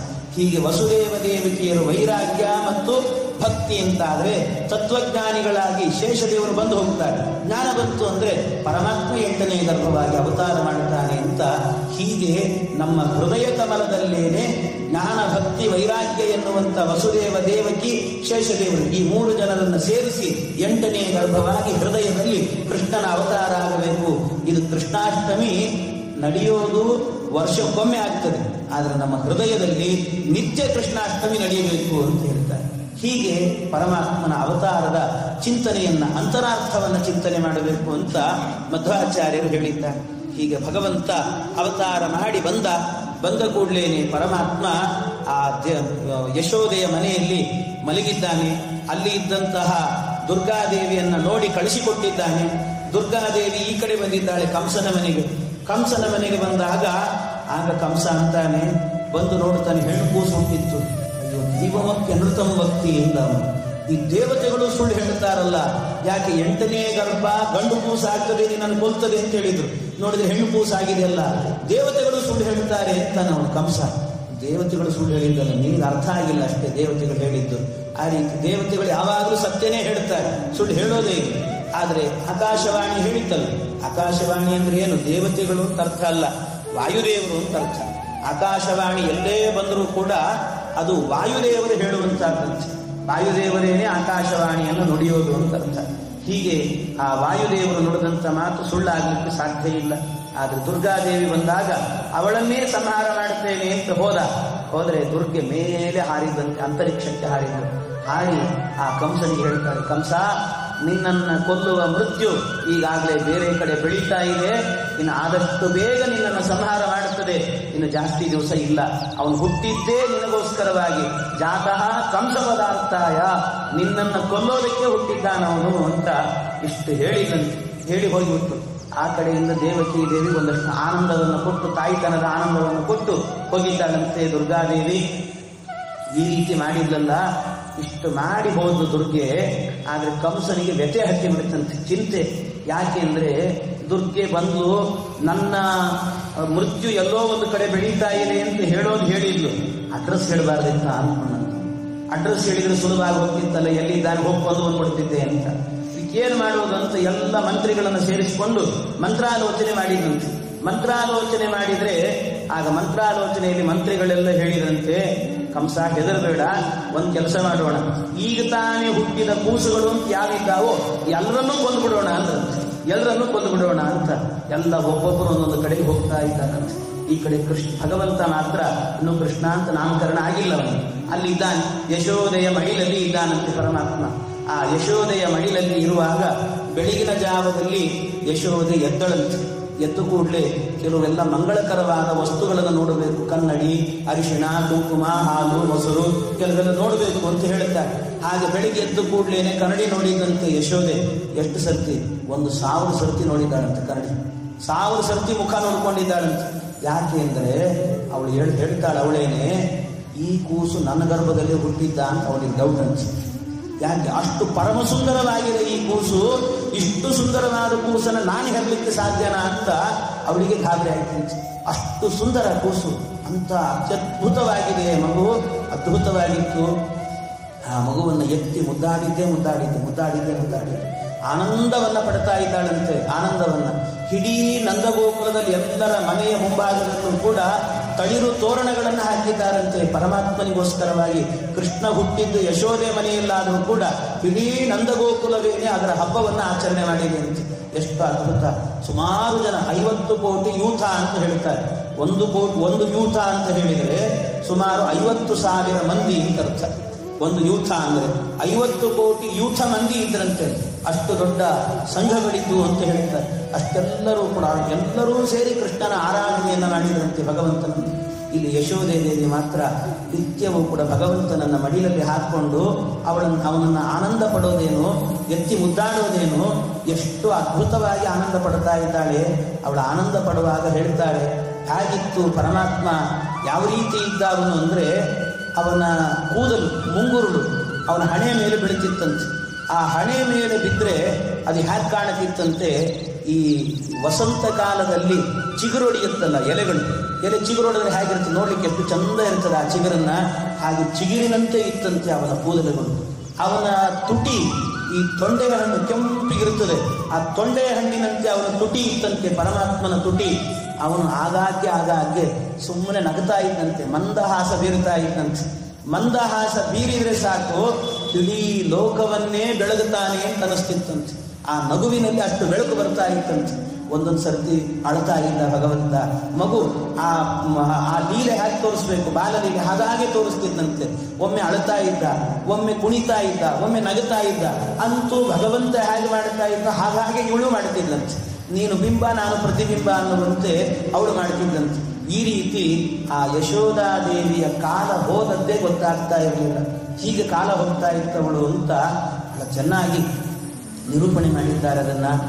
ಬಹುಳ ಚಿಗುರ ಮುಂಗುರುಳು ಎಲೆಯ ಮೃದು ಮಧುರ ಲಾಸ್ಯವದನ, ಮಧುರವಾದ ಸವಿ ಅದರ ಮೀರಿಹುದು ಹೊಳೆವ ತೊಂಡೆ ಹಣ್ಣ, ಲಲಿತ ವದನದಲ್ಲಿ ಜಗದ ತುಂಬ ನಗೆ ಎಂಬ ಬೆಳಕ ಹರಿಸಿ, ಕುಣಿಸಿ ಅಳಿಸಿ ಆಡಿಸುವ ನಿನ್ನ ನಾನೆನೆವೆ ಮನದಿ ತುತಿಸಿ. ಇದೆಲ್ಲ ಪರಮಾತ್ಮನನ್ನ ಹಾಡಿ ಹೊಗಳುತ್ತಾ ಇದ್ದಂಥ ರೂಪಗಳು. ಪರಮಾತ್ಮನದ್ದು ಅದ್ಭುತವಾದಂಥ ರೂಪ. ಬಹುಳ ಚಿಗುರಿನಂತೆ ಅವನ ಮುಂಗುರುಳು ಅಂತ ಹೇಳುತ್ತಾರೆ. ಹೊಳೆವ ತೊಂಡೆ ಹಣ್ಣ, ಅವನ ತುಟಿ ತೊಂಡೆ ಹಣ್ಣಿನಂತೆ ಇದೆ. ಅವನು ಲಲಿತ ವದನದಲ್ಲಿ ಜಗದ ತುಂಬ ನಗೆ ಎಂಬ ಬೆಳಕ ಹರಿಸಿ. ಅವನ ಬೆಳಕನ್ನ ನಕ್ಕ ಅಂದ್ರೆ ಸಾಕು, ಎಂಥ ಬೆಳಕು ಬರುವುದು, ಬೆಳ್ಳಂ ಬೆಳಕು ಅಂತ ಬೆಳಕಿನ ಪುಂಜವೇ ಹರಿದು ಬರುತ್ತಿತ್ತಂತೆ. ಅಂಥ ಅದ್ಭುತವಾದಂಥ ನಗು. ಅಳತಾನೆ, ಕುಣಿತಾನೆ, ನಗುತ್ತಾನೆ. ಕುಣಿಸಿ ಅಳಿಸಿ ಆಡಿಸುವ ನಿನ್ನ ನಾನೆನೆವೆ ಮನದಿ ತುತಿಸಿ. ಈ ಪರಮಾತ್ಮನನ್ನು ಎಷ್ಟು ಸ್ತೋತ್ರ ಮಾಡಿದ್ರು ಸಾಕಾಗಲ್ಲ. ಹಾಗೆ ಆ ಭಗವಂತನ ಸ್ತೋತ್ರವನ್ನ ಮಾಡಿ ಮಾಡುತ್ತಾ ಇದ್ದಾರಂತೆ ಭಗವಂತನೇ. ಹೀಗೆ ಅವನನ್ನು ಆನಂದದಿಂದ ಎಲ್ಲರೂ ಸ್ವೀಕಾರ ಮಾಡುತ್ತಿದ್ದಾರೆ. ಮನೆಯಲ್ಲಿ ಭಗವಂತ ಬೆಳೀತಾ ಇದ್ದಾನೆ. ಸುಮಾರು 7-8 ದಿವಸ ಆಯಿತು ಹುಟ್ಟಿ ಪರಮಾತ್ಮ. 7-8 ದಿವಸ ಆದಾಗ ಆಗ 7ನೇ ದಿವಸ ಕಳೀತಾ ಇದೆ. ಭಗವಂತ ಯೋಚನೆ ಮಾಡಿದ್ದಂತೆ ಪರಮಾತ್ಮ, ಎಲ್ಲ ನಾನು ಹುಟ್ಟಿ ಇಷ್ಟು ದಿವಸ ಆಯ್ತಲ್ಲ, ನನ್ನ ಬಗ್ಗೆ ಯಾರು ಯೋಚನೆ ಮಾಡುತ್ತಿಲ್ಲ ಅಂದುಕೊಂಡ ಪರಮಾತ್ಮ. ಯಾಕೆಂದ್ರೆ ಮನೆಯಲ್ಲಿ ಒಂದು ಮಗು ಹುಟ್ಟಿತು ಅಂದ್ರೆ ಕೂಡಲೇ ಚರ್ಚೆ ಶುರುವಾಗ್ತದೆ. ಹುಟ್ಟೋ ತನಕ ಸುಮ್ಮನೆ ಇರ್ತಾರೆ. ಹುಟ್ಟಿದ ಮೇಲೆ ಅದು ಗಂಡೋ ಹೆಣ್ಣೋ ಗೊತ್ತಾಗಿಬಿಡ್ತದೆ. ಗೊತ್ತಾದ ಕೂಡಲೇ ನಾಮಕರಣ ಮಾಡಬೇಕು ಅಂತ. ಯಾವ ಹೆಸರಿಡಬೇಕು, ಅದಕ್ಕೆ ಆಚಾರಗಳನ್ನು ಕೇಳೋದು, ವಿಷ್ಣು ಸಹಸ್ರನಾಮದಲ್ಲಿ ಯಾವುದಾದ್ರು ಒಂದು ಒಳ್ಳೆ ಹೆಸರಿದ್ರೆ ಹೇಳ್ರಿ ಅನ್ನೋದು, ಯಾರೂ ಇಟ್ಟಿರಬಾರ್ದು ಅಂತ ಹೆಸರು ಹೇಳ್ರಿ ಅನ್ನೋದು, ಈ ರೀತಿಯೆಲ್ಲ ಕೇಳ್ತಿರ್ತಾರೆ. ಚರ್ಚೆ ನಡೀತದೆ. ಆದರೆ ಭಗವಂತನ ಮನೆಯಲ್ಲಿ ನಾಮಕರಣದ ವಿಷಯದ ಚರ್ಚೆಯೇ ಇಲ್ಲ. ಭಗವಂತನಿಗೆ ಬೇಜಾರಾಯಿತು. ಎಲ್ಲ ನಾನು ಹುಟ್ಟಿ ಇಷ್ಟು ದಿವಸ ಆಯಿತು, ನನಗಿನ್ನೂ ನಾಮಕರಣದ ಬಗ್ಗೆ ಯೋಚನೆ ಮಾಡುತ್ತಿಲ್ಲಲ್ಲ ಅಂದುಕೊಂಡ ಪರಮಾತ್ಮ ಅವನೇ ಯೋಚನೆ ಮಾಡಿ ಹೇಳಿದಂತೆ, ನೀವು ನಾಮಕರಣ ಮಾಡಲಿಲ್ಲ ಅಂದ್ರೆ ನನಗೆ ನಾನೇ ಮಾಡಿಕೊಳ್ತೀನಿ ಅಂತ, ತಾನೇ ಮಾಡಿಕೊಳ್ತೀನಿ ಅಂತ. 7 ದಿವಸ ಆಗಿತ್ತಂತೆ. 7ನೇ ದಿವಸಕ್ಕೆ ಸರಿಯಾಗಿ ಆ ಕಡೆಯಿಂದ ಕಂಸನ ಕಡೆಯವರೆಲ್ಲ ಶಿಶು ಹತ್ಯೆ ಮಾಡ್ತಾ ಬಂದ್ರಂತೆ. ಬಂದವರೇ ಯಾರು ಬಂದಿದ್ರು ಅಂದ್ರೆ, ಈ ಭಗವಂತನ ಮನೆಗೆ ಬಂದವರು ಅಂದ್ರೆ ಪೂತನ ಅನ್ನುವಂಥ ಒಬ್ಬ ರಾಕ್ಷಸಿ ಬಂದಂತೆ. ಪೂತನ ಅನ್ನುವ ರಾಕ್ಷಸಿ ಬಂದು ಭಗವಂತನಿಗೆ ಅವಳ ಎದೆ ತುಂಬ ವಿಷ ತುಂಬಿಕೊಂಡು ಬಂದಿದ್ದಂತೆ. ಅವಳಲ್ಲಿ ಒಳಗೆ ಊರ್ವಶಿಯ ಆವೇಶ ಇತ್ತು. ಊರ್ವಶಿ ಇತ್ತು ಅದರಲ್ಲಿ. ಅವಳು ಕೂಡ ಸ್ವಲ್ಪ ಶಾಪಗ್ರಸ್ತಳಾಗಿ ದೈತ್ಯ ದೇಹದಲ್ಲಿ ವಾಸ ಮಾಡಿದ್ದು. ಅಂತೂ ಆದ್ರೆ ಬರುವಾಗ ಹೇಗಿತ್ತು ಅಂದ್ರೆ ಭಾರೀ ಸುಂದರವಾಗಿ ಬಂದಂತೆ. ಎಂಥ ಸೌಂದರ್ಯ ಅಂದ್ರೆ ಸಾಕ್ಷಾತ್ ಲಕ್ಷ್ಮೀದೇವಿನೇ ಬರ್ತಿದ್ದಾಳು ಏನೋ ಅಂತ ಅನಿಸ್ಬೇಕು, ಹಾಗೆ ಬರ್ತಾ ಇದ್ದಂತೆ. ಅದಕ್ಕೆಲ್ಲ ಗರ್ಗ ಸಂಹಿತೆಯಲ್ಲಿ ವ್ಯಾಖ್ಯಾನ ಮಾಡ್ತಾರೆ. ಗರ್ಗ ಸಂಹಿತಾ ಅಂತ ಒಂದು ಗ್ರಂಥ, ಅದರಲ್ಲಿ ಹೇಳಿದ್ದಾರೆ ಈ ರೀತಿ ಅವಳು ಹೇಗಿದ್ದು, ಒಳ್ಳೆ ಕಚ್ಚೆ ಹಾಕೊಂಡು ಉದ್ದ ಕುಂಕುಮ ಇಟ್ಟುಕೊಂಡು ಸುಂದರವಾಗಿ ಒಳ್ಳೆ ಮುತ್ತೈದೆಯ ಲಕ್ಷಣದಲ್ಲಿ ಬಂದಂತೆ ಅವಳು ಪೂತನೆ ಬರುವಾಗ. ಆ ಅವತಾರದಲ್ಲಿ ಬಂದಾಗ ಯಶೋದೆ ಅವಳನ್ನು ನೋಡಿ ಭ್ರಮೆಯಿಂದ ಕೊಟ್ಟೇ ಬಿಟ್ಟಂತೆ. ಕೂಸನ ಕೊಟ್ಟೆ, ಗೆರೆ ಹಾಲು ಅನ್ನಿಸ್ತೀನಿ ಅಂದ್ರೆ ಕೊಟ್ಟೇ ಬಿಟ್ಟಂತೆ. ಹಾಗೆ ಬರ್ತಿರ್ತಾರೆ ಅಂತ ಗರ್ಗ ಸಂಹಿತೆಯಲ್ಲಿ ಹೇಳುವಾಗ ಈ ರೀತಿ ಕೆಲವರು ಬರ್ತಿರ್ತಾರೆ. ಕೆಲವು ಹೆಂಗಸರು ಕೆಲವೆಲ್ಲ ನೋಡಿರ್ತಾರೆ, ಅವ್ರನ್ನೆಲ್ಲ ರಾಕ್ಷಸರು ಅಂತ ಚಿಂತನೆ ಮಾಡ್ರಿ ಅಂತ. ರಾಕ್ಷಸರು ಯಾಕೆಂದ್ರೆ ಬೇಕಾದಾಗ ಮಾತ್ರ ಒಳ್ಳೆ ಕಚ್ಚೆ ಗಿಚ್ಚೆ ಹಾಕೊಂಡು ಓಡಾಡಿಬಿಡ್ತಾರೆ. ಆಮೇಲೆ ಇವ್ರು ಹೋಗಿ ನೋಡಿದ್ರೆ ಯದ್ವಾ ತದ್ವಾ ಇರ್ತಾರೆ. ಅವರೆಲ್ಲ ಊರ್ವಶಿ ಇದ್ದಂತೆ ಒಳಗೆ ಆ ಪೂತನೆ ಬಂದಲ್ಲ ಹಾಗೆ ಬಂದಿರ್ತಾರೆ ಅಂತ ಚಿಂತನೆ ಮಾಡ್ರಿ ಅಂತ ಬೈತಾರೆ ಅವ್ರನ್ನೆಲ್ಲ. ಹಾಗೆ ಹೇಳಿ ಕೊನೆಗೆ ಅವಳು ಕೈ ಕೊಟ್ಲು, ಭ್ರಾಂತಿಯಿಂದ ಕೊಟ್ಲು. ಆ ಹಾಲನ್ನ ಉಣ್ಣಿಸ್ತೇನೆ ಅನ್ನೋ ನೆಪದಲ್ಲಿ ವಿಷ ತುಂಬಿದ ಹಾಲನ್ನ ಉಣ್ಣಿಸ್ಲಿಕ್ಕೆ ಹೋದಂತೆ. ವಿಷ ತುಂಬಿದ ಹಾಲನ್ನು ಉಣ್ಣಿಸುವಾಗ ಭಗವಂತ ಹೇಳಿದ, ಎಲ್ಲ ಪೂತನಿ ನನಗೇ ವಿಷ ಉಣ್ಣಿಸ್ತೀಯೇನೆ, ನೀನು ಮಾಡ್ತೇನೆ ನಿನಗೆ ಅಂತ. ಹಾಲಲ್ಲಿ ವಿಷವನ್ನ ಬೆರೆಸಿ ಅದನ್ನ ಎದೆ ಒಳಗೆ ಹೋಗಿ ಸಾಯುವಂತೆ ಮಾಡೋದು ಹೇಗೆ ಅಂತ ನಾನು ನಿನಗೆ ತೋರಿಸ್ತೀನಿ ಅಂತ ಆ ವಿಷಪೂರಿತವಾದ ಹಾಲನ್ನೆಲ್ಲ ಒಂದು ಸರ್ತಿ ಭಗವಂತ ಅವಳ ಸ್ತನ್ಯಪಾನ ಮಾಡುತ್ತೇನೆ ಅನ್ನೋ ನೆಪದಲ್ಲಿ ವಿಷವನ್ನೇ ಒಳಗೂದಿದಂತೆ ಭಗವಂತ. ಅವಳ ಇಡೀ ದೇಹವೇ ವಿಷ ವ್ಯಾಪಿಸಿಕೊಂಡ್ಬಿಡ್ತು. ವ್ಯಾಪಿಸಿದಾಗ ಅವಳ ರೂಪ ಹೋಯಿತು, ನಿಜವಾದ ರೂಪ ಬಂತಂತೆ. ನಿಜವಾದ ರೂಪದಿಂದ ಅವಳು ಸತ್ತೇ ಹೋದಂತೆ. ಸತ್ತು ಹೋದರೆ ಎಷ್ಟು ದೊಡ್ಡ ದೇಹ ಅವಳದ್ದು ಅಂದ್ರೆ, ಅವಳು ಮೇಲಿಂದ ಬಿದ್ದಂತೆ ಒಂದ್ಸರ್ತಿ. ಬಿದ್ದಾಗ ಹೇಗಿತ್ತು ಅಂದ್ರೆ ಅವಳ ದೇಹ, ಅರ್ಥ ಮಾಡಿಕೊಳ್ಳಿ, ಸಾಮಾನ್ಯವಾಗಿ ಹೇಳ್ತೀನಿ ನಾನು, ಅವಳ ದೇಹ ಬಿದ್ದರೆ ಎಷ್ಟು ಇತ್ತು ಅಂದ್ರೆ, ಅವಳು ಬಿದ್ದಾಗ ಅವಳ ಕಾಲು ಇದ್ದದ್ದೆಲ್ಲಿ ಅಂತ ಹೇಳಿದ್ರೆ ಬೆಂಗಳೂರಿನ ಇಟ್ಟುಮಡುವಲ್ಲಿ ಇತ್ತಂತೆ. ಅವಳ ತಲೆಯಲ್ಲಿ ಬಿದ್ದಿತ್ತು ಅಂದ್ರೆ ಮೈಸೂರಲ್ಲಿ ಬಿದ್ದಿತ್ತು. ಅರ್ಥ ಮಾಡಿಕೊಳ್ಳಿ ಎಂಥ ದೇಹ ಅಂತ. ಅಷ್ಟು ದೊಡ್ಡ ದೇಹ. ಇದರ ಮಧ್ಯದಲ್ಲಿ ಹೇಳುತ್ತಾರೆ, ಆ ನಂದಗೋಪ ಏನು ಮಾಡಿದ್ದಂತೆ, ಕಂಸನಿಗೆ ಕಪ್ಪ ಕಾಣಿಕೆಯನ್ನ ಅಂದ್ರೆ ಟ್ಯಾಕ್ಸ್ ಕಟ್ಟಬೇಕಲ್ಲ, ಟ್ಯಾಕ್ಸ್ ಕಟ್ಟಲಿಕ್ಕೆ ಹೋಗಿದ್ದಂತೆ ನಂದಗೋಪ. ಅವನು ಬರುವಾಗ ದಾರಿಯಲ್ಲಿ ಅವಳ ಒಂದು ಕಿರುಬೆರಳಿತ್ತಂತೆ, ಕಿರುಬೆರಳು ಬಿದ್ದಿತ್ತು. ಅದನ್ನ ಯಾವುದೋ ಮರದ ದಿನ್ನೆ ಬಿದ್ದು ಹೋಗಿದೆ ಇದು ಅಂತ ಅದರ ಮೇಲೆ ಹತ್ತಿ ಕೆಳಗಿಳಿದು ಬಂದಿದ್ದಂತ ಅವನು. ಅರ್ಥ ಮಾಡ್ಕೊಳ್ಳಿ ಎಂಥ ದೇಹ ಅಂತ ಅರ್ಥ. ಹಾಗೆ ಆ ರೀತಿಯಲ್ಲಿ ಅವಳ ದೇಹ ಬಿದ್ದಿತ್ತು. ಹೀಗೆ ಪರಮಾತ್ಮ ಪೂತನೆಯನ್ನ ಸಂಹಾರ ಮಾಡಿದ್ದಾನೆ. ಅದರ ಒಳಗಿರುವಂತಹ ಊರ್ವಶಿಗೆ ಮೋಕ್ಷವನ್ನು ಕೊಟ್ಟಿದ್ದಾನೆ ಭಗವಂತ, ಸದ್ಗತಿ ಉಂಟು ಮಾಡಿದ್ದಾನೆ. ಇಷ್ಟು ಮಾಡಿದ್ದಾನೆ. ಇದರ ಮೂಲಕ ಪರಮಾತ್ಮ ಹೇಳಿದಂತೆ, ನನಗೆ ನೀವು ನಾಮಕರಣ ಮಾಡೋದಿಲ್ಲಲ್ಲ, ನಾನೇ ಮಾಡಿಕೊಡ್ತೀನಿ ಅಂತ.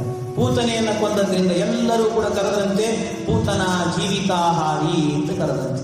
ಭಗವಂತನಿಗೆ ನಾಮಕರಣ ಆಗೋಯ್ತು. ಪರಮಾತ್ಮನಿಗೆ ನೀವು ಮಾಡೋದಲ್ಲ ನಾಮಕರಣ, ನನಗೆ ನಾನೇ ಮಾಡಿಕೊಳ್ತೇನೆ ಅಂತ ಪರಮಾತ್ಮ ತಾನೇ ನಾಮಕರಣವನ್ನು ಮಾಡಿಕೊಂಡಂತೆ. ಇದು ಒಂದಾಯಿತು ನಾಮಕರಣ. ಇನ್ನೂ ಸ್ವಲ್ಪ ದಿವಸ ಹೋಯಿತು. ಇನ್ನೂ ಸ್ವಲ್ಪ ದಿವಸ ಹೋದ್ರೂ ನಾಮಕರಣ ಆಗಲಿಲ್ಲ. ಆಗ ಮತ್ತೊಬ್ಬ ರಾಕ್ಷಸ ಬಂದನಂತೆ. ಅವನ ಹೆಸರು ತೃಣಾವರ್ತ ಅಂತ. ಗಾಳಿ ರೂಪದಲ್ಲಿ ಬಂದ. ಗಾಳಿ ರೂಪದಲ್ಲಿ ಬಂದು ಪರಮಾತ್ಮನನ್ನ ಸಂಹಾರ ಮಾಡಬೇಕು ಅಂತ ಸುಂಟರ ಗಾಳಿಯಂತೆ ಮಾಡಿ ಭಗವಂತನನ್ನೇ ಮೇಲಕ್ಕೆ ತಗೊಂಡು ಹೋದಂತೆ, ಆಕಾಶಕ್ಕೆ ತಗೊಂಡು ಹೋದ. ಆಕಾಶಕ್ಕೆ ವಿಷ್ಣು ಪದ ಅಂತ ಹೆಸರು. ಆ ವಿಷ್ಣು ಪದಕ್ಕೆ ಇವನಿಗೆ ಹೋಗ್ಲಿಕ್ಕೆ ಯೋಗ್ಯತೆ ಇದೆಯಾ? ವಿಷ್ಣುವಿನ ಸ್ಥಾನಕ್ಕೆ ಇವನಿಗೆ ಹೋಗ್ಲಿಕ್ಕೆ ಯೋಗ್ಯತೆ ಇದೆಯಾ? ಇಲ್ಲ. ಅದಕ್ಕೆ ಪರಮಾತ್ಮ ಏನು ಮಾಡಿದ, ಮೇಲೆ ಹೋಗೋ ತನಕ ಹುಲ್ಲು ಕಡ್ಡಿಯಷ್ಟು ಭಾರ ಇದ್ದ. ಮೇಲೆ ಹೋದ ಮೇಲೆ ಪರ್ವತಾಕಾರದ ಭಾರ ಆದ. ಅದನ್ನು ತಡ್ಕೊಳ್ಳಿಕ್ಕಾಗದೇನೆ ಆ ತೃಣಾವರ್ತನೆ ಮೇಲಿಂದ ಕೆಳಗೆ ಬಿದ್ದ, ಸತ್ತೇ ಹೋದ. ಹೀಗೆ ಸತ್ತ ಅಂತೆ. ಅದಕ್ಕೆ ವಾದಿರಾಜರು ಹೇಳುತ್ತಾರೆ, ಅಯೋಗ್ಯ ಕಾಮಸ್ಯ ಕಥಂ ನ ಪಾತಃ. ಅಯೋಗ್ಯ ಕಾಮನೆ, ನಮ್ಮ ಯೋಗ್ಯತೆಯನ್ನ ಮೀರಿ ನಾವೇನಾದ್ರೂ ಬಯಸಿದ್ರೆ ಕೆಳಗೆ ಬೀಳ್ತೀವಂತ. ನಾವು ಹಾಗೆ ಅವನ ಯೋಗ್ಯತೆ ಅಲ್ಲ, ವಿಷ್ಣು ಪದ ಅದು ಆಕಾಶ, ಅಲ್ಲಿಗೆ ಹೋಗ್ಲಿಕ್ಕೆ ಅವನಿಗೆ ಯೋಗ್ಯತೆ ಇದೆಯಾ, ಅದರಿಂದ ಕೆಳಗೆ ಬಿದ್ದ ಅವನು ಅಂತ ಅರ್ಥ ಮಾಡಿಕೊಂಡ. ಈ ರೀತಿಯಲ್ಲಿ ಅವನು ಕೆಳಗೆ ಬಿದ್ದು ಸತ್ತ ನಂತರ ಇನ್ನೊಂದು ನಾಮಕರಣ ತೃಣಾವರ್ತ ಸಂಹಾರಕ ಅಂತ ಹೆಸರಿಟ್ಟಂತೆ ಪರಮಾತ್ಮ. ಇನ್ನೊಂದು ಹೆಸರು ಬಂತು. ಇಷ್ಟ ಆಯಿತು. 3 ತಿಂಗಳು ಕಳೆಯಿತಂತೆ. ಭಗವಂತ ಅವತಾರ ಮಾಡಿ 3 ತಿಂಗಳಾಯಿತು. 3 ತಿಂಗಳಾಗುವಾಗ ಆಗ ಯಶೋದೆಗೆ ಅನ್ನಿಸ್ತಂತೆ, ಇಲ್ಲ 3 ತಿಂಗಳಿಂದ ಮನೆಯಲ್ಲೇ ಇದ್ದೇನೆ, ಬಾಣಂತನ ಅಂತ ನಿತ್ಯ ಬಿಸಿನೀರು ಸ್ನಾನವನ್ನೇ ಮಾಡ್ತಿದ್ದೀನಿ, ಕೆಂಡ ಕಾಯಿಸ್ಕೊಳ್ತಾ ಇದ್ದೀನಿ, ಬಹಳ ದಿವಸ ಆಯಿತು, ಒಂದು ಸರ್ತಿ ಹೋಗಿ ಯಮುನಾ ಸ್ನಾನ ಮಾಡೋಣ ಅಂತ ಅನ್ನಿಸ್ತಂತೆ. ಯಮುನಾ ಸ್ನಾನಕ್ಕೆ ಹೋಗೋಣ ಅಂತ ಬಂಡಿ ಗಿಟ್ಟಿ ಎಲ್ಲ ಕಟ್ಟಿಕೊಂಡು ಆ ಯಮುನೆಗೆ ಹೋದ್ರಂತೆ. ಯಮುನೆಗೆ ಹೋದಾಗ ಆ ಮಗು ಸಣ್ಣದು ಕೂಸು, ಅದನ್ನೇನು ಮಾಡಬೇಕು, ಸ್ನಾನಕ್ಕೆ ಹೋದಾಗ ತಗೊಂಡು ಹೋಗ್ಲಿಕ್ಕಾಗಲ್ಲ. ಅದಕ್ಕೆ ಆ ಬಂಡಿಗೆ ಒಂದು ತೊಟ್ಲು ಕಟ್ಟಿದ್ದಂತೆ. ಅದಕ್ಕೆ ಒಂದು ತೊಟ್ಲು ಕಟ್ಟಿ ಆ ತೊಟ್ಲಲ್ಲಿ ಆ ಭಗವಂತನನ್ನು ಮಲಗಿಸಿ ಅವಳು ಸ್ನಾನಕ್ಕೆ ಹೋದ್ಲು. ನಂದಗೋಪ ಇಲ್ಲೇ ಹೋಗಿ ಬರ್ತೀನಿ ಅಂತ ಹೋದ. ಆ ಕಡೆ ಸ್ನಾನಕ್ಕೆ ಹೋಗಿದ್ದಾಳೆ. ಎಷ್ಟೊತ್ತಾದ್ರೂ ಬರಲಿಲ್ಲ. ಆಗಲೇ ಬೈದಿತ್ತು. ನಂದಗೋಪ ಬೈದಂತೆ, ಈ ಹೆಂಗಸರೇ ಇಷ್ಟು ಸ್ನಾನಕ್ಕೆ ಹೋದ್ರೆ ಬೇಗ ಬರೋದಿಲ್ಲ ಅಂತ ಬೈದಂತ ಒಂದ್ಸರಿ. ಅದನ್ನ ಅವನು ಬೈದಿದ್ದನ್ನ ತೀರಿಸ್ಕೊಡ್ತೀವಿ ಅಂತ ಇವತ್ತಿನ ತನಕ ಎಲ್ಲರೂ ಹಾಗೇ ಮಾಡ್ತಾರಂತೆ. ಬೇಕಾಗೇ ಬರೋದು ಅವರೆಲ್ಲ ಹಾಗೆ ಮಾಡಿಬಿಡ್ತಾರೆ. ಆ ರೀತಿ ಮತ್ತೆ ಎಲ್ಲರೂ ಅಲ್ಲ ಪಾಪ, ಎಲ್ಲರೂ ತಿಳ್ಕೊಬೇಡಿ. ಹಾಗೆ ಭಗವಂತ ಅವನು ತೊಟ್ಲಲ್ಲಿ ಮಲಗಿದ್ದ. ತೊಟ್ಲಲ್ಲಿ ಮಲಗಿದಾಗ ಮತ್ತೊಬ್ಬ ರಾಕ್ಷಸ ಬಂದನಂತೆ. ಅವನು ಇವನನ್ನು ಕೊಲ್ಲಿಕ್ಕೆ ಅಂತ ಬಂಡಿ ರೂಪದಲ್ಲೇ ಬಂದ. ಅವನ ಹೆಸರೇ ಶಕಟಾಸುರ ಅಂತ. ಆ ಬಂಡಿ ರೂಪದಲ್ಲಿ ಬಂದು ಭಗವಂತನನ್ನು ಕೊಲ್ಲಬೇಕು ಅಂತ ಬರುವಾಗ ಸರಿಯಾಗಿ ಪರಮಾತ್ಮ ಏನು ಮಾಡಿದಂತೆ, ಭಗವಂತ ತನ್ನ ಪುಟ್ಟ ಪಾದದಿಂದ ಆ ಬಂಡಿಯನ್ನು ಒಮ್ಮೆ ಒದ್ದನಂತೆ. ಒತ್ತರೆ ಸಾಕು, ಇಡೀ ಬಂಡಿ ಎಲ್ಲ ಚೂರು ಆಗ್ತದೆ. ಪರಮಾತ್ಮನಿಗೆ ಮಾತ್ರ ಏನೂ ಆಗಲಿಲ್ಲ, ಹಾಯಾಗಿದ್ದ. ನಂದಗೋಪ ಬಂದು ನೋಡ್ತಾನೆ. ನೋಡುವಾಗ ಬಂಡಿ ಎಲ್ಲ ತುಂಡಾಗಿ ಹೋಗಿದೆ ಅಂತ. ತುಂಡಾಗಿ ಹೋಗಿದೆ ಬಂಡಿ. ಅದನ್ನು ನೋಡಿ ಗಾಬರಿ ಆಯ್ತು ಅವನಿಗೆ. ಎಲ್ಲ ನನ್ನ ಕೂಸಿಗೆ ಏನಾಯ್ತು ಅಂತ ನೋಡಿದ, ಏನಾಗಿರ್ಲಿಲ್ಲ ಪುಣ್ಯಕ್ಕೆ. ಯಶೋದೆಯಲ್ಲಿ ಅಂತ ನೋಡಿದ್ರೆ ಆಗ್ತಾನೆ ಸ್ನಾನ ಮುಗಿಸಿ ನಿಧಾನ ಬರುತ್ತಿದ್ದಾಳೆ ಪಾಪ. ನಿಧಾನ ನೋಡಿದ, ಬೈದ, ಏನು ಅರ್ಥ ಆಗಲ್ಲ ನಿನಗೆ, ಇಷ್ಟು ಲೇಟ್ ಮಾಡ್ತೀವಿ ಹಾಗೆ ಹೀಗೆ ಅಂತ ಬೈದ. ಕೂಸಿಗೆ ಏನಾದ್ರೂ ಆಗಿದ್ರೆ ಏನು ಗತಿ ಆಗಿದೆ ಅಂತಂದು ಕೊನೆಗೆ ಎಲ್ಲರೂ ಕೂಡ ಭಗವಂತನಿಗೆ ಇನ್ನೊಂದು ನಾಮಕರಣ ಮಾಡಿದ್ರು. ಶಕಟಾಸುರ ಭಂಜನ ಅಂತ ಹೆಸರಿಟ್ಟು. ಇದು 3 ನಾಮಕರಣ ಆಯಿತು ಪರಮಾತ್ಮನಿಗೆ. ಆಗ ಏನೋ ನಮ್ಮ ಕೂಸಿನ ಮೇಲೆ ದೃಷ್ಟಿ ಆಗಿದೆ ಅಂತ ಅಂದುಕೊಂಡು ಎಲ್ಲರೂ ಸೇರಿ ಪರಮಾತ್ಮನಿಗೆ ದೃಷ್ಟಿ ತೆಗೆಯಬೇಕು ಅಂತ ಹೇಳಿಬಿಟ್ಟು ಅವನಿಗೆ ಗೋಮೂತ್ರದ ಸ್ನಾನವನ್ನು ಮಾಡಿಸಿದಂತೆ. ಮಕ್ಕಳಿಗೆ ಏನಾದರೂ ಬಾಲಗ್ರಹ ಪೀಡೆ ಅಂತ ಹೇಳ್ತಾರೆ. ಬಾಲಗ್ರಹ ಸ್ತೋತ್ರ ಅಂತೇಳಿ ಒಂದು ದೊಡ್ಡ ಸ್ತೋತ್ರ ಇದೆ ಭಾಗವತದಲ್ಲಿ. ಆ ಬಾಲಗ್ರಹ ಪರಿಹಾರ ಸ್ತೋತ್ರ ಅಂತ. ಆ ಬಾಲಗ್ರಹ ದೋಷ ಪರಿಹಾರಕವಾದ ಸ್ತೋತ್ರವನ್ನು ಹೇಳಿಕೊಂಡು ಗೋಮಯದಿಂದ 12 ನಾಮಗಳನ್ನು ಲೇಪನ ಮಾಡಿ, ಗೋಪೀಚಂದನ ಹಚ್ಚಿಕೊಳ್ತೇವಲ್ಲ ಹಾಗೆ 12 ನಾಮಗಳಿಂದ ಲೇಪನ ಮಾಡಿ ಆ ಮಗುವಿಗೆ ಕೃಷ್ಣನಿಗೇನೆ ಆ ಸ್ನಾನ ಮಾಡಿಸಿದ್ರಂತೆ, ಗೋಮೂತ್ರದ ಸ್ನಾನ ಮಾಡಿಸಿದ್ರಂತೆ. ಪರಮಾತ್ಮನಿಗೆ ಪರಮಾನಂದ. ಎಲ್ಲ ನನ್ನ ಹೆಂಡತಿನೇ ನನ್ನ ಮೈ ಮೇಲೆ ಹಾಕ್ತಿದ್ದೇನೆ ಅಂತ. ಯಾಕೆಂದ್ರೆ ಗೋಮೂತ್ರ ಗೋಮಯಗಳಲ್ಲಿ ಲಕ್ಷ್ಮೀದೇವಿ ಸನ್ನಿಧಾನ, ನನ್ನ ಹೆಂಡತಿ ನನ್ನ ಮೈಯೆಲ್ಲ ಆವರಿಸ್ಕೊಳ್ತಾ ಇದ್ದಾಳೆ ಅಂತ ಆನಂದ ಆಗ್ತಿತ್ತಂತೆ ಪರಮಾತ್ಮನಿಗೆ. ಹೀಗೆ ಅವನಿಗೆ ಬಾಲಗ್ರಹ ದೋಷ ಆಗಿದೆ ಅಂತ ಏನೇನು ಅವನಿಗೇನು ದೋಷ ಪರಿಹಾರಕ ಅವನಿಗೆ ದೋಷ ಅಂತ ತಿಳ್ಕೊಂಡು ಯಶೋದೆ ಅವನಿಗೆ ಪರಿಹಾರವನ್ನು ಮಾಡ್ತಾ ಇದ್ದಾಳಂತೆ. ಆಗಾಗ್ಗೆ ಇವಳಿಗಿಂತ ಭಾವನೆಗಳು ಬರ್ತಾ ಇರುತ್ತೆ, ಭ್ರಾಂತಿಗಳು ಬರ್ತಾ ಇರತ್ತಂತೆ ಯಶೋದೆಗೆ. ಹೀಗೆ ಪರಮಾತ್ಮ ಅವನ ಲೀಲೆಯನ್ನು ತೋರಿಸಿದ.